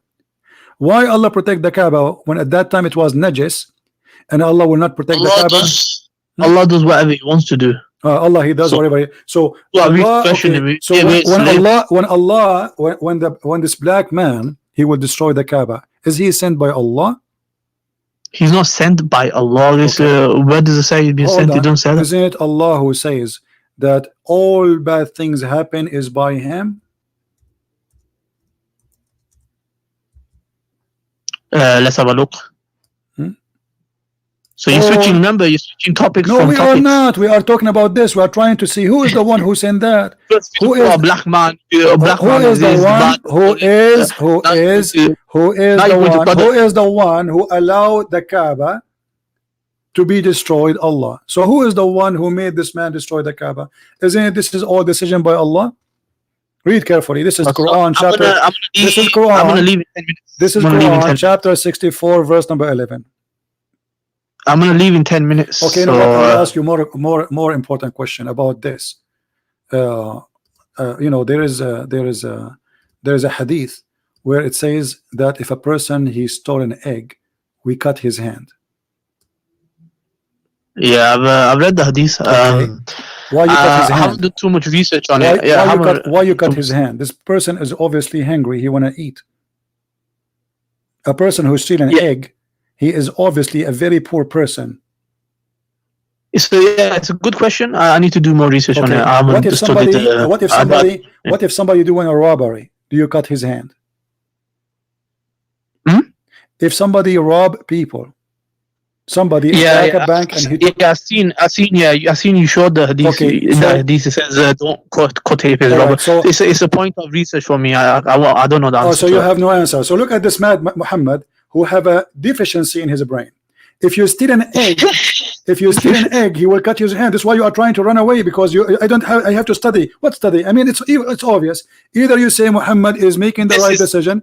Hold on. You see, how somebody he do a robbery? Hold on. How somebody do a robbery?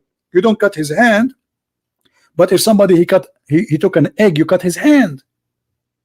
You see what you're doing. You're isolating narration. So you want me I'm not to give you isolating. answer. I am not. I'm showing you the reference, and all of Isolating. it is sahih. So you give me what kind of a You know what prophet? isolation means? If You know what somebody isolation is stealing an egg, we cut his hand. If somebody betray, which means you put him in the cashier machine, he take all the money in the cashier machine. He is not a thief in Islam. He is just a person betray the trust. If somebody go inside the store, he put a gun in the head of the guy who worked there, and he take all the money, he is a good guy. We don't cut his hand. But if somebody stole an egg, we cut his hand. What is wisdom in Islam? Do you agree that your prophet have an intellect problem? I can't make a judgment on isolated. Why you cannot make a judgment? Is that because your prophet obviously is a crazy man? Is that because your prophet is a crazy man? No, because you're a deceiver. Then What happens is give me the reasoning. You do not need to study about it. It says if you do a robbery, we don't cut your hand. If you do steal an egg, we cut your hand. Very simple. What study about it? I mean, what is study? Listen, you deceive people. What you do is you only isolate narrations. You put. Okay, tell me how I am deceiving, my friend. This is the hadith. There's no beginning. There's no end. This is the hadith. This is the hadith in full in front of you. What isolating? What isolating? Your prophet said this is an order. This is an order. This is an order. If somebody he stole an egg, we cut his hand. If somebody steal an egg and up and more, we cut his hand. But if somebody do a robbery, we don't. How that can be a teaching of a prophet of God? And this is a sahih hadith. Like I said, it's a point of study, so I need to go study this. It's not point of study. It's point of if it's point of being coward and you are ashamed. You are ashamed of the stupidity and the intellect of your prophet. He have no intellect, because it's logical. If somebody stole an egg, we cut his hand. Then if somebody stole something more, we should cut his hand. No, if it's a robbery, You want to speak about the Bible again? Here we go. Here we go. You see, I give you a chance. I give you a chance, and I got you busted. You want to speak about the Bible let me now? ask you. Bust you on the Bible. I thought you have 10 minutes and you want to leave.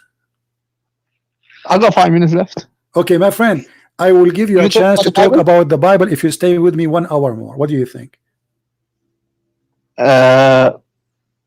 We could do that some other time, actually. Why not? Why not now? I want you to get me busted in the Bible.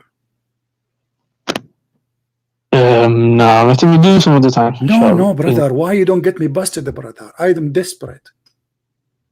I've already kind of busted you, showed you deception. You see, you are a coward. You are running. You cannot talk about the Bible. You cannot talk about the Quran. You know nothing about your religion, and yet, with no shame, you claim that your mother, with my respect to her, I respect your mother more than you. You said that your mother, she have a defect in her brain, and she have emotional problem. The fact you're a prophet is the one who beat people and who loses his temper, and I showed you the hadith. So you're a prophet, have the emotional. You're a prophet. He have an anger management problem based in his words. He curse, he say bad words, and he beat people unjustly. What kind of a prophet he is? Yeah, continue deceiving. You can deceive how you want. I showed you the hadith. Did I show you? Did I show you that? Did I show you? Did I show? Abdul, and then did I show the hadith or not? Did I show the hadith that you're a prophet? He beat people unjustly, and he said, "I lose temper." No, did I show? No, you didn't. I did not, guys. Okay, you see the coward? You see the liar? You see the liar? You didn't show. I did not. You didn't show that he beat. You didn't show he beat. He made a prayer. No. I showed you he beat people. Let me do it again. Everybody will laugh at you, guys. He just said, "I don't beat people." Here we go. Read the hadith again. Deceiving. Read You're adding your own stuff into it. Read it. It's in front of you. Everybody will laugh at you. You are a liar again. I mean, we showed you already, and you did read it already. And you are saying to me, he don't beat people. Curse or beat. And actually, it does not even say beat. It says, I whip them, which a lot more harmful. He will leave mark in their skin for the year to come. So why you are saying he did not beat them? Apologize for lying.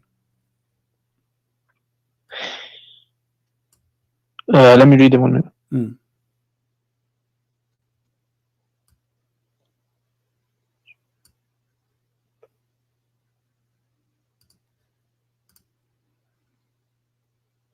So it says that for the believer whom I give any trouble or invoke curse or beat, but it doesn't say that he actually did it. He's saying that if I do it, I beat. Does it say or I beat?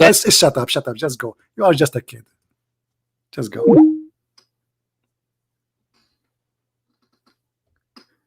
Do you see how they play games? But it doesn't work with us. It doesn't work. The women, they have a bad temper. They will go to hell. Muhammad claim, according to this guy. They have emotional problem. We have a prophet. He's saying it clearly. I beat people unjustly. I whip them. I curse them. I'm just a human. I'm just a human. But if you as a human do that, the gate of hell will open on you. And not only that, he claimed that he made a condition with Allah. Condition? He made a condition with his God. Have you ever heard of a madness more than this? That anyone I beat him, Allah, you take him to heaven. So look at how hypocrite he is, trying to cool down those who was he unjust to them, saying to them, okay, I did beat you. I'm just a human, but I have a good news for you. Anyone I beat or I curse or I humiliate unjustly, that will make your way to heaven. So now all the Muslims, they will wish to go to Muhammad and get beaten by him, because it is the way to go to heaven.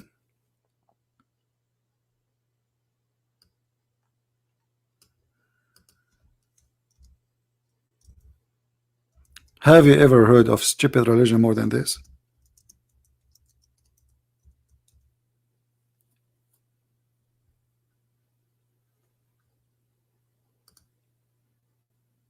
And the smart Abdul, he called saying, I want to show that you are deceiving.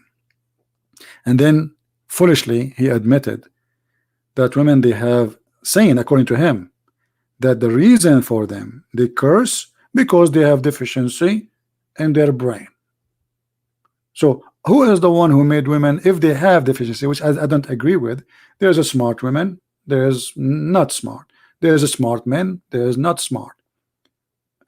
This has nothing to do. Actually, the Quran speak about memory. The fact memory of women have a lot better, or better more than men. Go with your wife to a dinner with your friend, your family, and come back. Ask the husband what they ate in the dinner. He will not remember. He will not remember even what he have in his dish.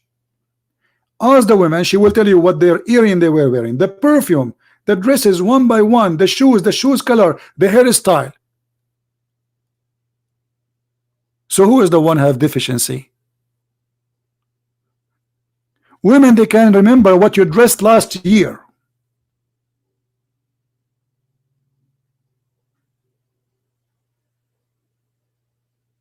So in order to explain why Islam always disrespect women, they are willing to deceive. And how, if you pay Muhammad money and give Muhammad your earring, you will go to heaven. There's only one thing all scammers they share. They want your money.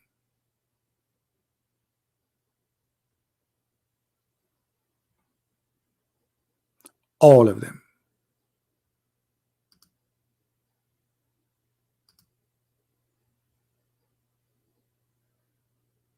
Oh, this banner was there for long. Sorry, I did not notice it. Yeah, if I put somebody in the banner for long, guys, just right away tell me, don't wait. Do you see how we expose this cult? Women is your mother and my mother, your sister and my sister, your daughter. And if there's no women, we are not there. We men, if there's no women, we are not exist. And if a woman have menstruation, and that is will be make her a defect, that is defect of who? I will tell you this is defect of who? Of the stupid one who believe that this is the deficiency. Actually, women, they go to the doctor if they don't have menstruation. It is the opposite. A woman, she have menstruation, she is not suffering from deficiency, you idiot. It's your God who is suffering from deficiency, claiming that women, they will go to hell because they have menstruation.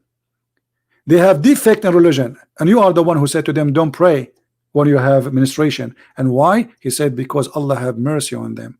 And then you punish them for having menstruation and not praying. How stupid that is. Islam is a collection of stupid rules made by a mad person. Even the Muslim, they agree and they say he is illiterate. The fact he was not illiterate, he was stupid.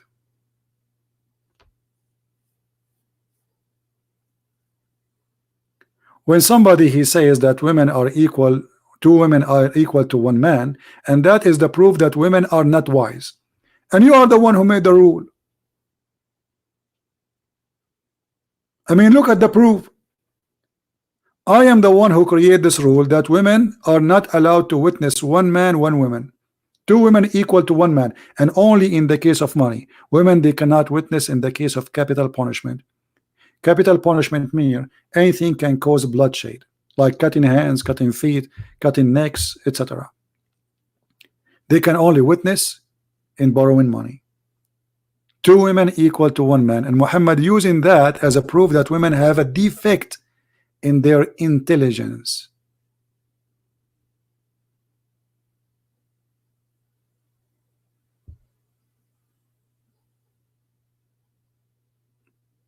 So I want to say thank you for Muhammad Qasim for calling us today, because that gave us a great opportunity to expose Islam.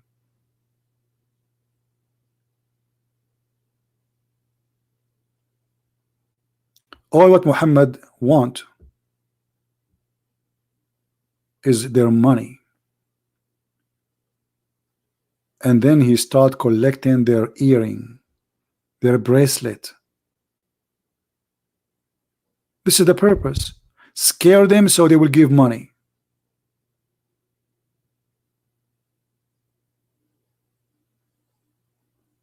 How in the world somebody claim to be a prophet, he say that you have a lack of religion? Why? Because you have menstruation.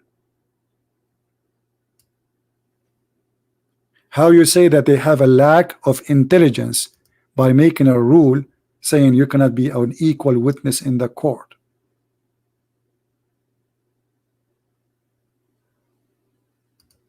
How stupid this teaching is, how disgusting. This is not an insult to women, this is an insult to us as men. The one who insult my mother, he's insulting me. My mother, she does not have a deficiency in her intelligence. It's your prophet.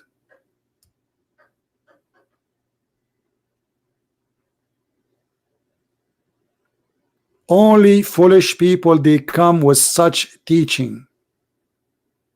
Foolish and savage and stupid.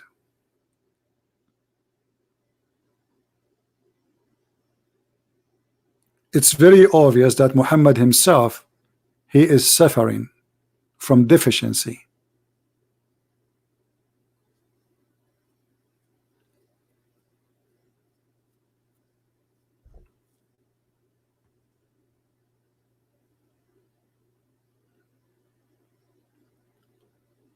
And when he was saying that women, they have emotion and that is defect, that is stupid. Emotion of the women is a gift, it's not a defect.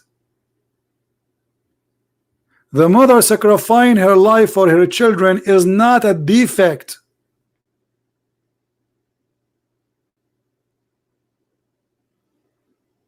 A woman spending the night over her child where the husband is sleeping, snoring, don't care. This is not a defect. That is a gift from God.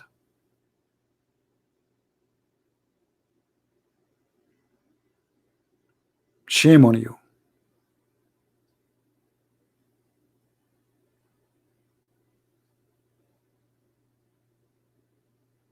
What we see in front of us is very sad religion. Imagine how Muslim women, they suffer. And you see some Muslim women says, I'm proud, I'm proud. Yeah, you're right. We know how much you're proud. You are proud that there is a prophet. He call you that you are stupid and you have deficiency in your intelligence. How proud? I'm proud to be a Muslim woman. You see many of them in YouTube. You go like there's a show, it's called TED show, and they bring a Muslim woman to teach how Islam respect women. Islam respect women? How? Before Islam, Muhammad was working for a businesswoman. Her name is Khadija. She was the boss. After Islam, women like Khadija, she wear a burqa. She is a subject of sexual entertaining. She is not a human being no more.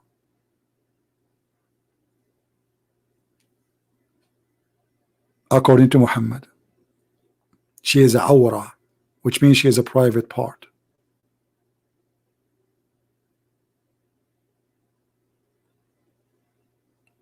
My friend, the man who disrespects women, he is disrespecting himself. In case you do not know, you are part of a woman. Your mother, she hold you inside her for 9 months, and you have her blood, and you have her DNA, and you have her body. You are just insulting yourself. Your dad did not hold you for 9 months.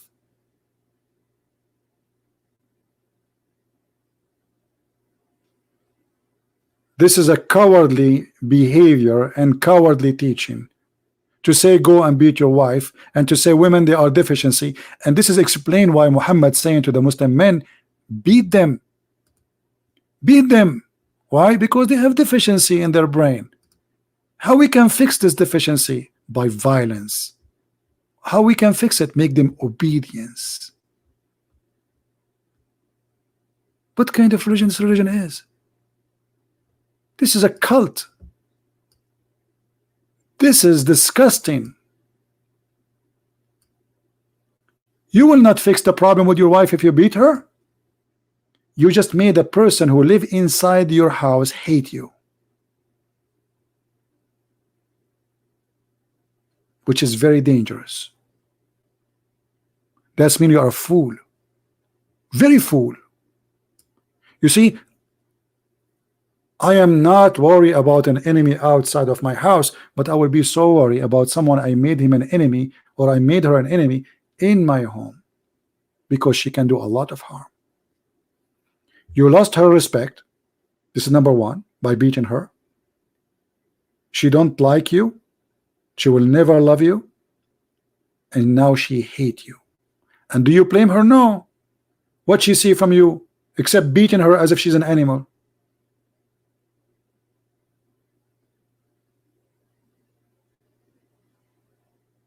And what kind of man he say to others, beat your wife? You tell me. What kind of a creature he is?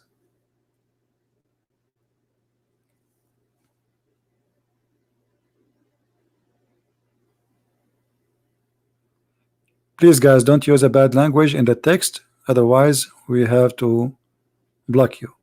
No bad language.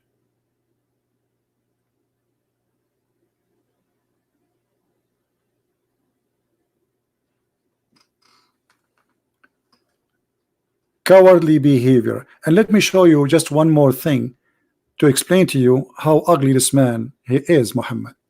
I don't know if you remember the story of the woman who her husband he did beat her, and Aisha, she witnessed that all Muslim women, nobody suffer as much as they do. The man he did beat his wife until he made her skin greener than her clothing.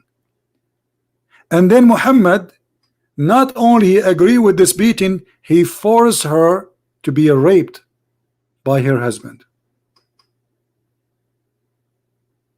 because this is the whole beating is about. She didn't want to sleep with the man. She went to Muhammad seeking protection.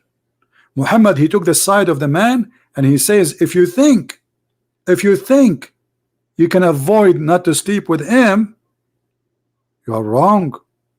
So he agreed with the beating, and that beating was so violent to the point her skin is greener than her clothes, and in the top she is going to be raped. And this is the story in the front of you. You can read it, all of it.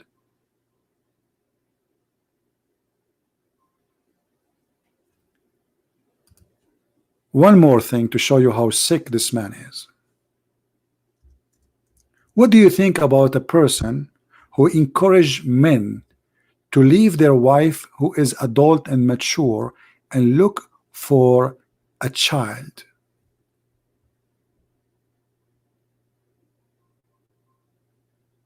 What do you think?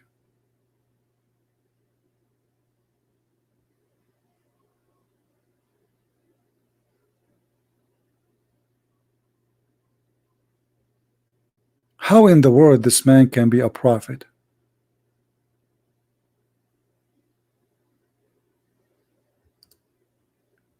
Muhammad was going back after attacking his neighbors, stealing their money. Abdullah was driving his donkey or camel in front of him. Muhammad said to him, "Oh, Abdullah, I see that you are in rush. Why you are in hurry?" He said, "Well, a prophet of Allah, I get married." Or Jabir, sorry, the story about Jabir. Muhammad, he said, "Oh, you have married?" He said, "Yeah." He said, "He married a virgin or a previously married?" Which means he's asking about her private part situation. If she or she is not. You know what I'm talking about. Not really. It's not about married or previously married. She's a virgin or she is not. I said, "Oh Allah Messenger, with one who was previously married." Whereupon the devil is talking now. Listen to this.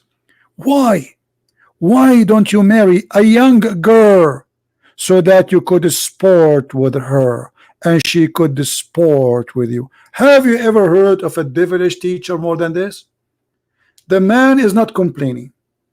He is actually, obviously, he is in love with his wife. This is why he is rushing to go home.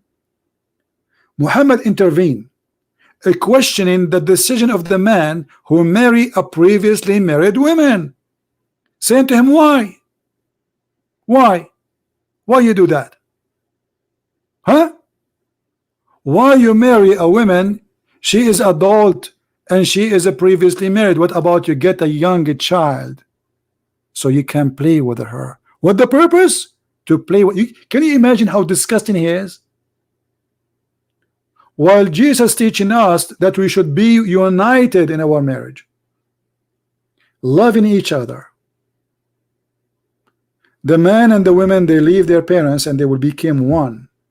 Muhammad is encouraging his men to hate the women he have and to look for a young child just to sport with her because he's sick. He's literally sick. What do you think if I go right now, and I don't know how many of you here are married, and say, hey, did you marry a woman she was a previously married or a widow? Or a woman, she is not a virgin? And then you say, yeah. Why? Why you don't go and look for a child? That is what the prophet of God teach. This is the value of the good God. Hey Abbas, how are you? Hello. Hello Abbas. Did you marry a previously married? Peace be with you, brother. Again, you are lying, saying to me peace, but you cannot say peace. We got you busted in that. Hello. Yeah, hello, I hear you. Yeah, sorry. Yeah. What do you think yeah. What do you think about? First of all, you kept me wait so long. You were talking to other brother, and first of all, I want to congratulate Muhammad. So long. You can go about give him more knowledge. About and he didn't get into your trap like some Muslims do who doesn't have much knowledge. So you are saying he don't have knowledge. So reasonable. Okay. He said he doesn't know something. He will go and research. You are saying this is a lesson. One second. Listen. So you are upset because why you always panic whenever I call you? Can you do better? You are saying that Muhammad don't have knowledge. Can you do better? Hello.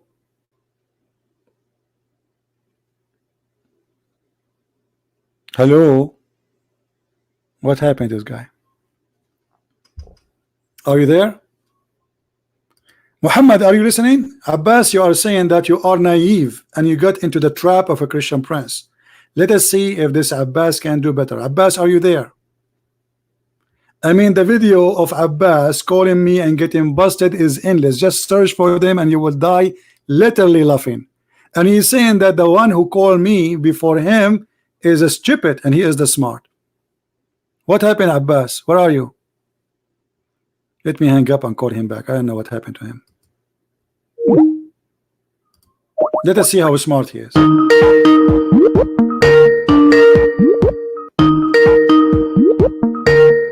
Hello, can you hear me? Abbas. So the guy who called me before is not a smart and you are the smart one. How is that? I never said that. Don't lie on me. I so said, what you said? You said he fell in my trap. Can you keep quiet and let me speak? Okay, go ahead. What you said about him? Go ahead. What is your problem, man? I never said that. I said he did not fall into your trap. He did like not. Many ignorant Muslims do. How is Mashallah, that? what he did was Alhamdulillah. Well, I'm speaking now, man. You can't understand me if you don't listen to me. He agreed with me. He said you're that talking over me. He said that women, they have emotional problem. This is why they will go to hell. You see, this is your problem. You don't listen. You're talking over me again. If you give me 20 seconds to express my congratulations to him, mashallah, alhamdulillah, he was so good. Okay. What he did, he said if he doesn't know anything, he will go and research, and that's what all Muslims should do. Okay. They should not fall into your trap as you are Satan-inspired person. All right. We should go and research ourselves. Do you have so whatever hadith is, we must go and find out what the truth behind the hadith. Okay, you are calling me now to say I have an answer, or you are calling me to say the same as he said, I will go and search. No, this hadith I'm talking about. The one what prompted me to call about this hadith. Which one? The companion was going back, and he says, "Go and marry with the little girl. Why you marry with the divorced So go woman?" ahead, answer about that. Now, this hadith, there's another turk of this hadith is similar, Okay. which is a little bit longer, and he's talk about this companion. He has sisters. His father passed away, and he has sisters, young sisters. They are little sisters, young sisters. That's a lie. And nobody's there. That is a lie. There is a turk. There is another turk. No, there's about no. this hadith. That's a lie. And I can prove it. I can prove it to you, but I'm not going to prove it to you right now. That is a lie. Two reasons. Okay. I waited 1.5 hours. That is a lie. You It's in front of you. The story in front of you. His brother, his name is Abdullah. He died and he left little babies. So the guy he married a woman, so she will take care of them, which means there is another Turk who say his sisters. They were his sisters, and nobody's there to give me look the after hadith them. so we can laugh. It doesn't matter. Let us say. Don't Hold play on. Okay. Don't play games So here. the purpose. If I'm lying, I Okay. will prove it to you. Okay. If I'm lying, Okay. Hold on. what It doesn't matter. He have sisters or they are the daughters of his brother, as the hadith in front of us. it does matter. Will not It change does anything. matter. No, will not change anything. Because the reason for him to marry an adult woman, because he need a woman to take care of them, not additional child beside the children's, correct? You know, you have a diarrhea of talking. You know, you don't listen. You have 2 years at one time for a reason. The one who have a diarrhea talk- is your prophet. I can show you the hadith. Always suffer from it. No. You have a diarrhea. You agree with me. Okay, so you accept it. Yeah, that's fine. Why you are not That's fine. I agree you have answering? diarrhea. Why your prophet is asking the man to go and look for a young girl? What is the purpose? If you allow me to answer you, You are not answering. courage. You call me Okay, and you are no, talking no. about the guy before you, saying that he was wise by not answering. Obviously, you will do the same. You will be wise by not answering. Why your prophet asking a man to go and find a child to marry her? Go ahead. Okay, I'm answering you now. Okay. How old was his companion when he was talking to him? Can you Doesn't tell me? matter. He's a man. It does matter. He's a That man. does matter. That is the whole point. He's a man. That is the whole point. How old was he? How do you know this man he was talking to you? He was not 17 years old or 18 years old. Okay. How do you know that? Okay. How you know that he is 17 years old? Thank you very much. This is why I come to you. By explaining to you, he has young sisters. Meaning he probably himself was very young man. Because he has young sisters at home. See, he's a man or So not? he married So someone. he's a man or not? He married someone He is a who man. can look after. He is a man. Let us go with your law. Let us go with your law. Let us say he is 17 years old. Is that an excuse for a prophet to say to him, why you are marrying a woman, go and marry a child? Now I explain to you. I explain to you. Let's go back in time, and you are there. And Prophet, peace be upon him, he's riding a horse with a 17-year-old. He says, I heard, what's the hurry? He said, I got married. He said, you marry with a young girl, a virgin, or old woman? He said, the one who was divorced. Then he said to him, as an older person, as a father figure, why didn't he marry somebody who's like your age, you know, young? So you can play with her, she can play with you. He feels sorry for him that he has to marry somebody older than him. The reason because she has to look after his family. So he's advising him as a father figure. But what happened in the end? He said, no, I am happy. He said, okay, no problem. I will give you one camel as well. Take one camel as well for your family and you. He blessed him in the end as well. Are you done? So why don't you understand? He as an older man, father figure, advising him, you should marry somebody who you can play with. No, I haven't done. So meaning, if you have 17 years old, they can have play, they can enjoy, they can do many things. Rather than if you are 17-year-old, you marry with 30-year-old, it's not the same thing. So this is why he was telling him that, but you kind of twisted in a very filthy way, and that's not fair. You're done? I am, yeah. I will give you a 1,000-year diaper supply if you can show me that this person was 17 years old. This is number one. Number two, are you a man of your word? We will see. Are you a man of your word? I am a man of my word. You will get all the diapers you need. Okay, that's it. Done. Now listen. You are saying that only if you are 17 you can marry a child at the age. That's fine. You're a man of your word. I got 1,000 years now. Give me the reference so we can laugh. Secondly, you are saying that your prophet. You are saying your prophet. He have no right to marry a child at the age of 6 unless he is 17. Hey man, low blow again, low blow. Did your prophet marry Aisha? And don't forget to give me the hadith about his age, please, at that time. I answer your question now. You have to answer my question now. I got one question for the Bible. Don't change the topic, Abdul. No, I'm not changing the topic. We're talking about women. Are we talking about women or not? We are talking about women. Let's Go see ahead. how courageous you are. I'm going to ask you one question. Now answer that question. I already answered you one. So you are changing the topic in order not to answer. We can finish this one and we will go to answer the question about the Bible. No problem. I'm not. We're talking about women, aren't we? Yes, we are talking about women. You just said that the person, he is 17 years old, lying to us, because nowhere it says that. You are fabricating a story. But by doing that, you get your prophet busted. You are saying that if you are a kid, you can marry a kid. So Muhammad at the age of 54, he married a child at the age of 6. For what reason? That's nonsense what you just said. This is what you just said. Everybody heard you saying the guy was 17. The prophet saying to him, why you don't marry a girl so you can play with her? So the purpose of the marriage for Muhammad is playing with the children's. So why Muhammad at the age of 54 he married a 5 years old kid? Because 6 years old in the calendar of Islam is 5 years in our calendar.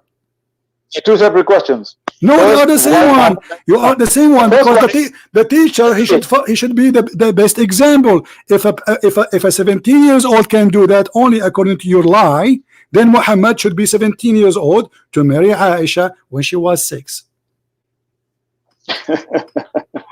Okay, first of all, first question is 17-year-old can marry 17-year-old in Islam? Yes, of course. He did not say to him, don't lie. He said a young girl, a young child, a young girl, and the purpose is to play with her. That means she is not mature. Correct? What is the purpose? Don't say 17. Don't say 17. Okay, I will go with you. So you're okay, hold on. Everybody will laugh at you. Everybody will laugh at you. So the man is married to a woman she have already married before, and you are saying he was 17, and this is wrong to do. That means she's older than him. Is that correct? I'm not saying that. I say, how do you know he was not young boy? So you are fabricating a lie, saying he was 17, but he was not. What I'm saying is, when you read no, where do you get the words? Where do you get the number 17 from? Baboos. Where do you get the number 17 from? You see, guys, when he panicked, he started insulting me. I'm not insulting. Your name is Abbas. As a Muslim, when I see a Satanist person, listen, where you get the number 17 from, I want you to agree that you fabricated the number is not exist. Either you say I fabricated the number, or you give me the proof that he was 17. Mr. Do you have any? Where do you get the number 17? Where you got the number 17? Please tell us. I'm listening to you. I say, how do you know he was not 17? That's what I said. How do you know he was 17? And why you came with the number 17? Maybe he's 1 year old. Maybe he's 2 years old. The guy who was in war, and the man is coming back. And Muhammad himself, he was at the age of 54, and he married a child. And now he is teaching his men. He is teaching his men to do the same. Was Muhammad to do it? Okay, listen. Do you follow the steps of the Prophet, or you don't? Again. You want to answer, right? Do you follow the steps of the Prophet? Yes, or you don't? What? Listen to me. Do you follow the steps of the Prophet? Yes or no? Is the Prophet is the best to follow? Is your Prophet behavior is the best to follow? So when Muhammad he married Aisha at the age of 6, he was wrong or right? So do you agree that young people went on war in Islam in the time of Muhammad? Young people. You are the one who's saying that, not me. You are the one who said he was 17. How old was Osama bin Zaid? How old was Osama bin Zaid? Abdul, I challenge you to show me where you got the number 17. I promise you I will give you diapers, and you accepted the challenge. You said, are you the man of your word? You said, are you the man of your word? So I say to you again, I will give you diapers for free if you can show me where you get the number 17 from. Are you a man of your word? Are you a man of your word? So am I allowed to speak or not? You keep talking over me. We made a challenge. So you are fabricating numbers. Secondly, your Prophet was 54 years old when he married Aisha at the age of 5, which is 6 in the Islamic calendar. So your Prophet was talking about marriage or child molestation, child rape. Why? What kind of a man? He said to his man who is happily married, why you marry a widow? Why you marry a divorced woman? I ask you simple question. Hello, you're talking too much. Now it's my time now. Yeah. How do you know he was more than 17? Give me a proof. I mean, you see, Abbas, this is why I hang up on you, because you are officially stupid. You are the one who mentioned the number 17, so you have to prove it, not me. He's a man. All I know. Listen, you are the one who mentioned the number 17, so it is your duty to give me the proof.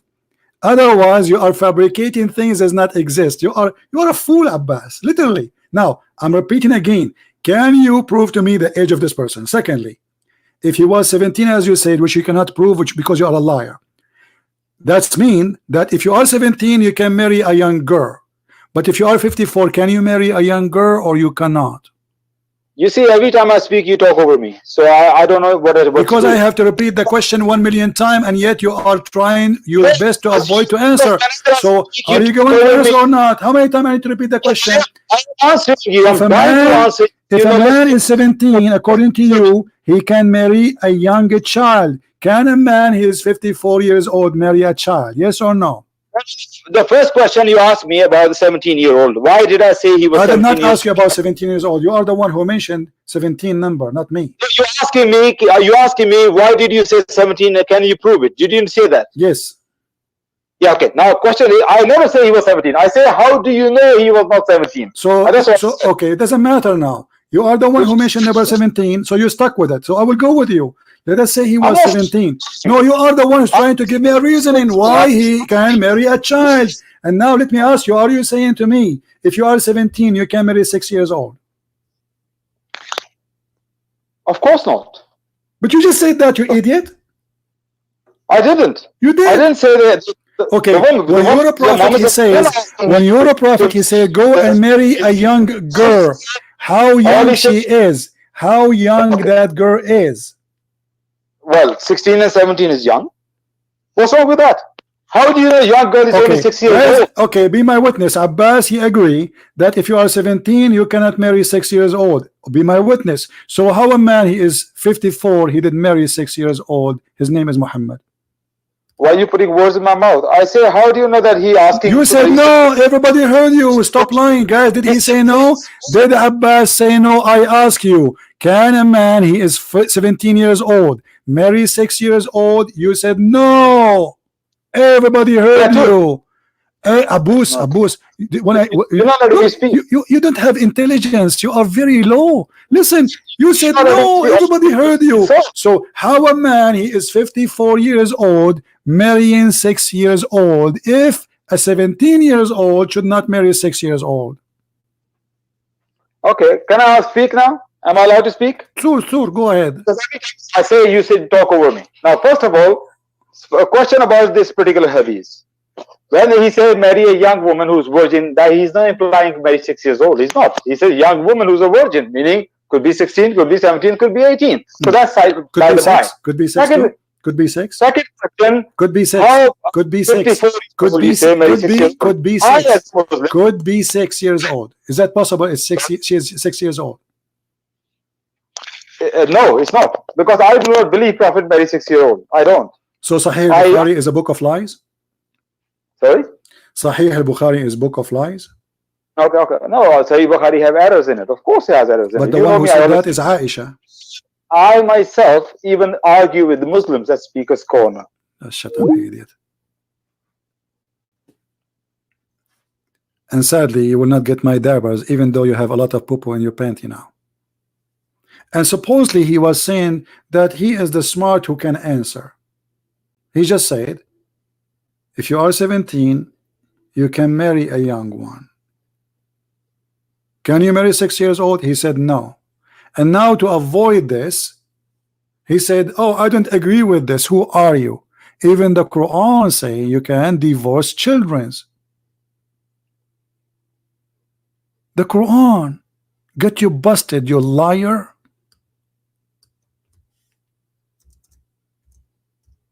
The Quran speaking about divorcing females who never have their period yet because they are so young. Always run like a coward. Why? They are because they are so young. Is that true that the Quran says teaching you about divorcing children? Yes or no? No. Okay. No, Read for never. me. Okay, read for me chapter 65, verse number 4, and tell me what interpretation you like me to read. Verse.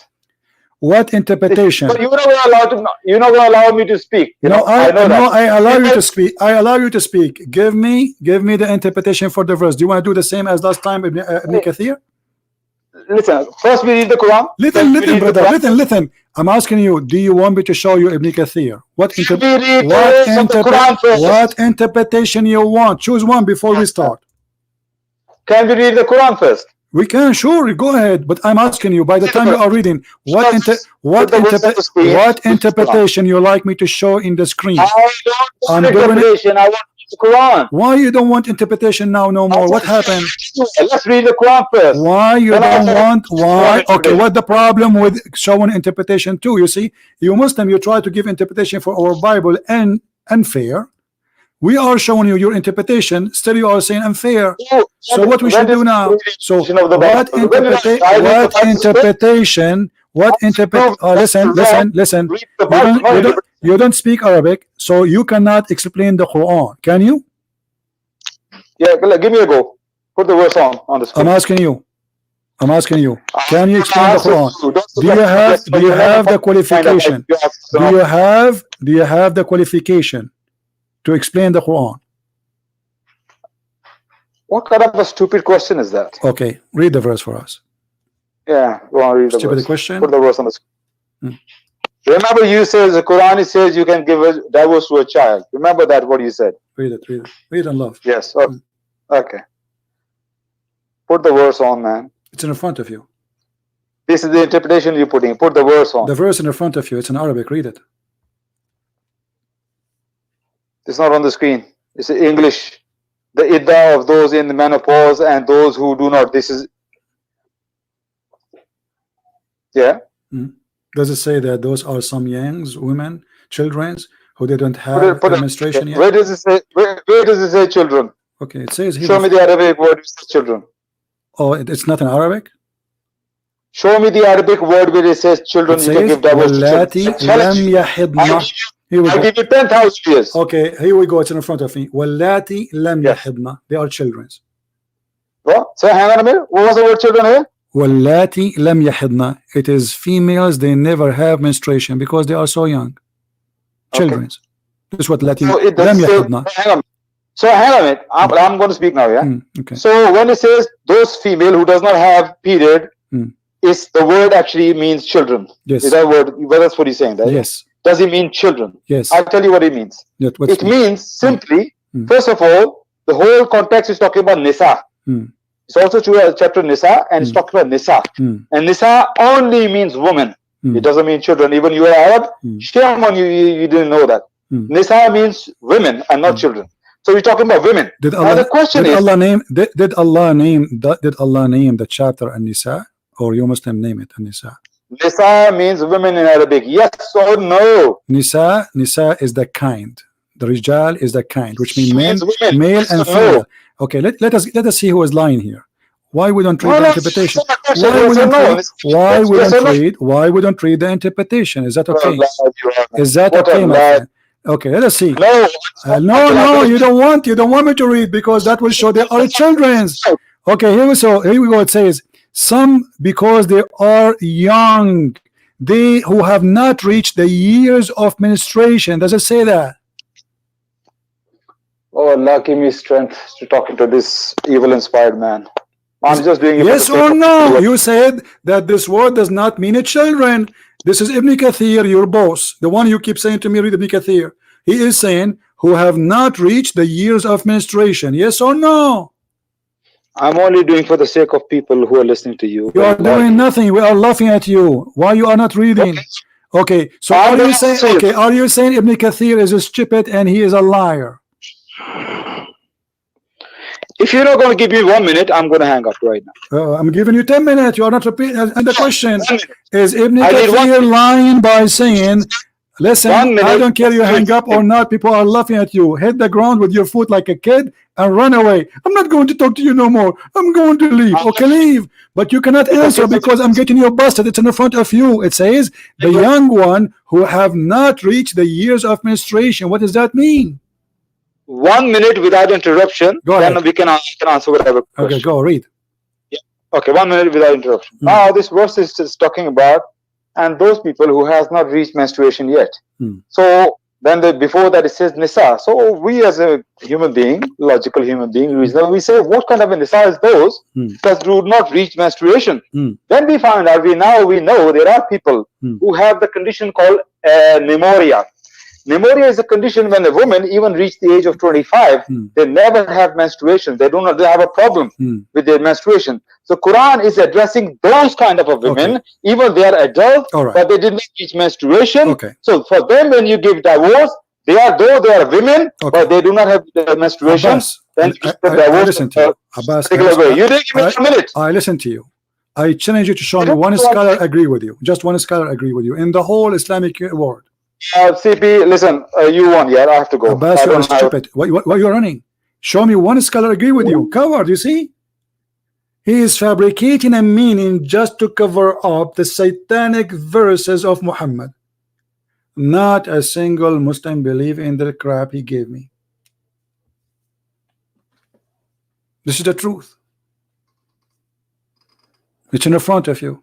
It says they are young, who did not reach the age of menstruation. What does that mean? They are children. Divorcing, not marrying. We are talking about divorcing them. So now we are divorcing them. Still, they don't have menstruation yet because they are young.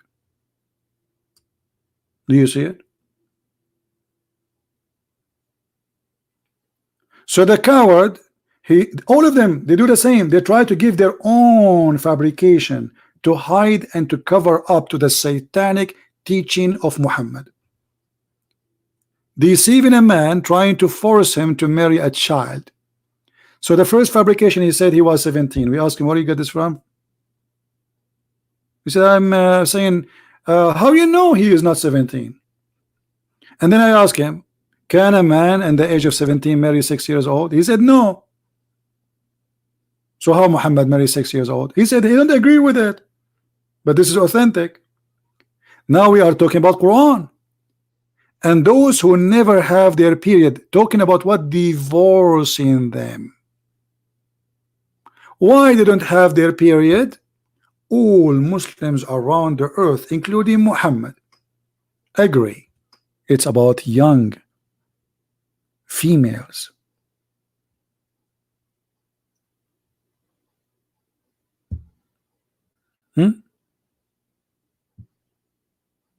Why you lie?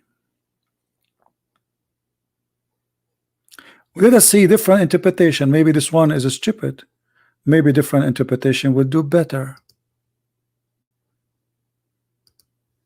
And the funny, he said he is calling to graduate his brother and not answering me. But he did the same. He ran away and he hung up. And by the way, Allah will give you a Barbie, as the hadith says. So he will send you a Barbie and a diaper. Just wait for it. It's coming in the mail with Jibreel. A God who promised me a Barbie. A prophet who tried to seduce me to go and sleep with the children when I am happily married with a widow or divorced woman. What's your business? What's the business of this man? His name is Muhammad. The man is not complaining. He is happily married. What do you want? What kind of advice you say to a man who is married? He is married. It's not like a single man coming to him asking him for help. Hey, I should marry who? And what kind of advice to marry someone to do what? To sport with her. Obviously, she is a kid. To sport? A man, he marry a child to sport with her. Is that the wise God and the wise prophet? Teaching me to find a female, she is so young, so she will amuse you, as Muhammad in the hadith says. How she will amuse me? Walking with her diaper? How is that?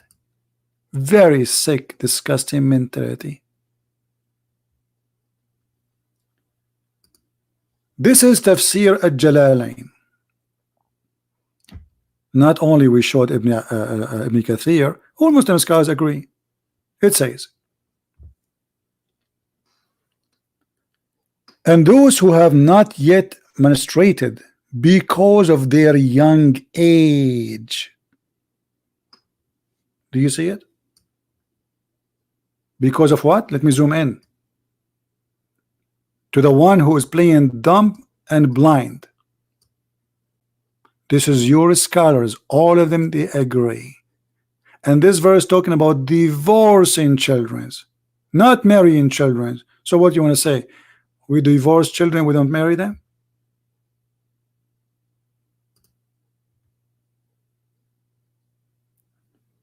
Do you see how we got them busted?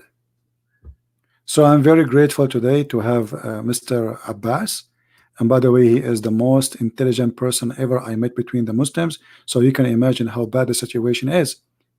And I'm very grateful that Mr. Muhammad, he spent some time with us.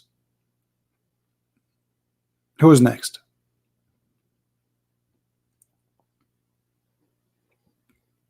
Who is next?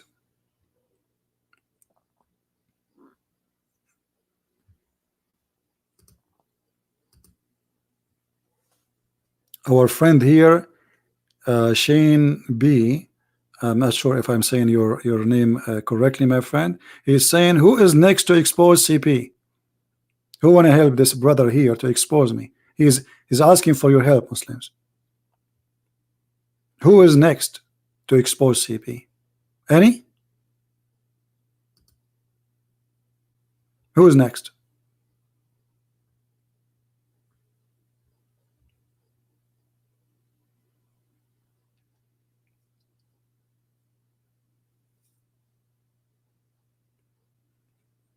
Anyone? Mr. Hassan, he can call me, no problem. Give me your ID, Mr. Hassan. I will be happy to call you.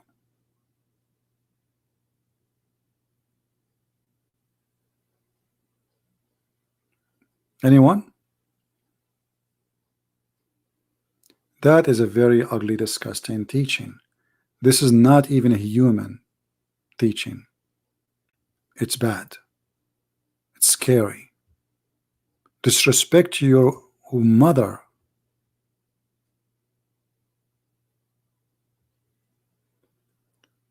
Yeah, but he have to give me his ID in Skype so to call him. If somebody says he want to talk to me, okay, give me your ID in Skype, we will call you. Not just want to call me. And what? How I will find your? How I can call you? There's 7 billion human being.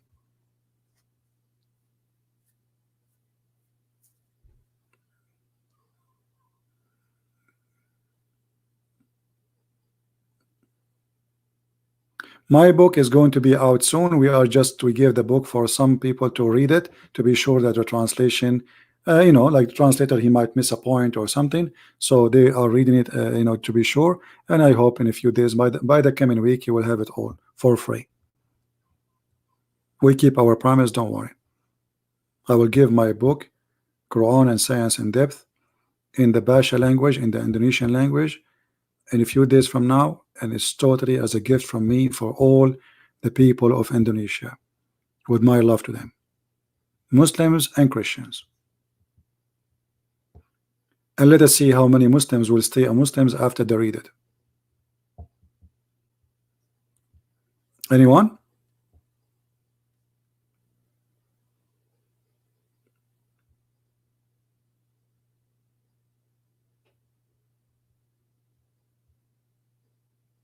And my book, Sex and Allah in German, is going to be published soon in Amazon. And then in a few days more, we will have the Dutch copy, Sex on Allah, volume number 1 and 2. So we will have it soon in German and Dutch for those who live in Europe and speak German language or Dutch.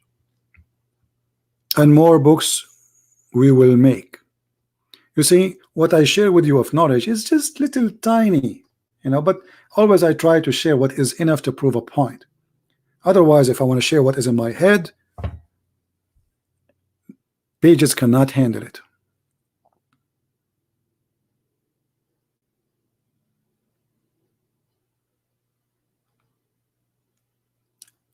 How many of us today will learn something new? Let us see if you guys we are learning something new.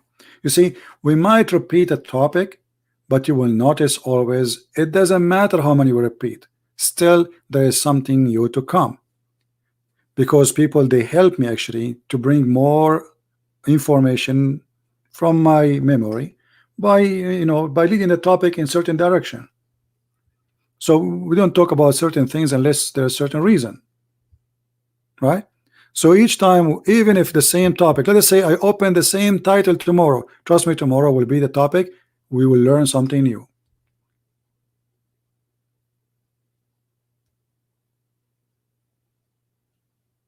No matter, my friend, is if you are living in Indonesia or not, all Indonesian people will get it for free. We'll post a link for it in the internet and people can have it. Just have patience. This is only for the Basha language, the Indonesian language. Guys, you are saying to me, call Hassan. Where is his ID? Stop doing that.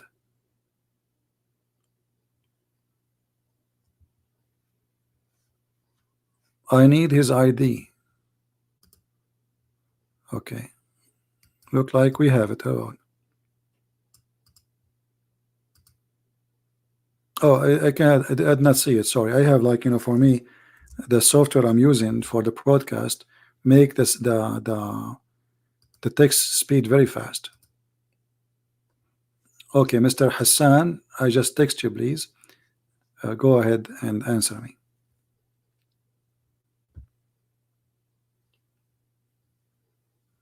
Let me call him right away because we don't have much time left.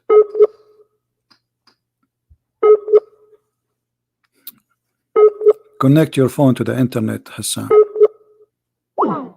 He is not online. It says he is not online. So all this drama for what? The guy is not even online.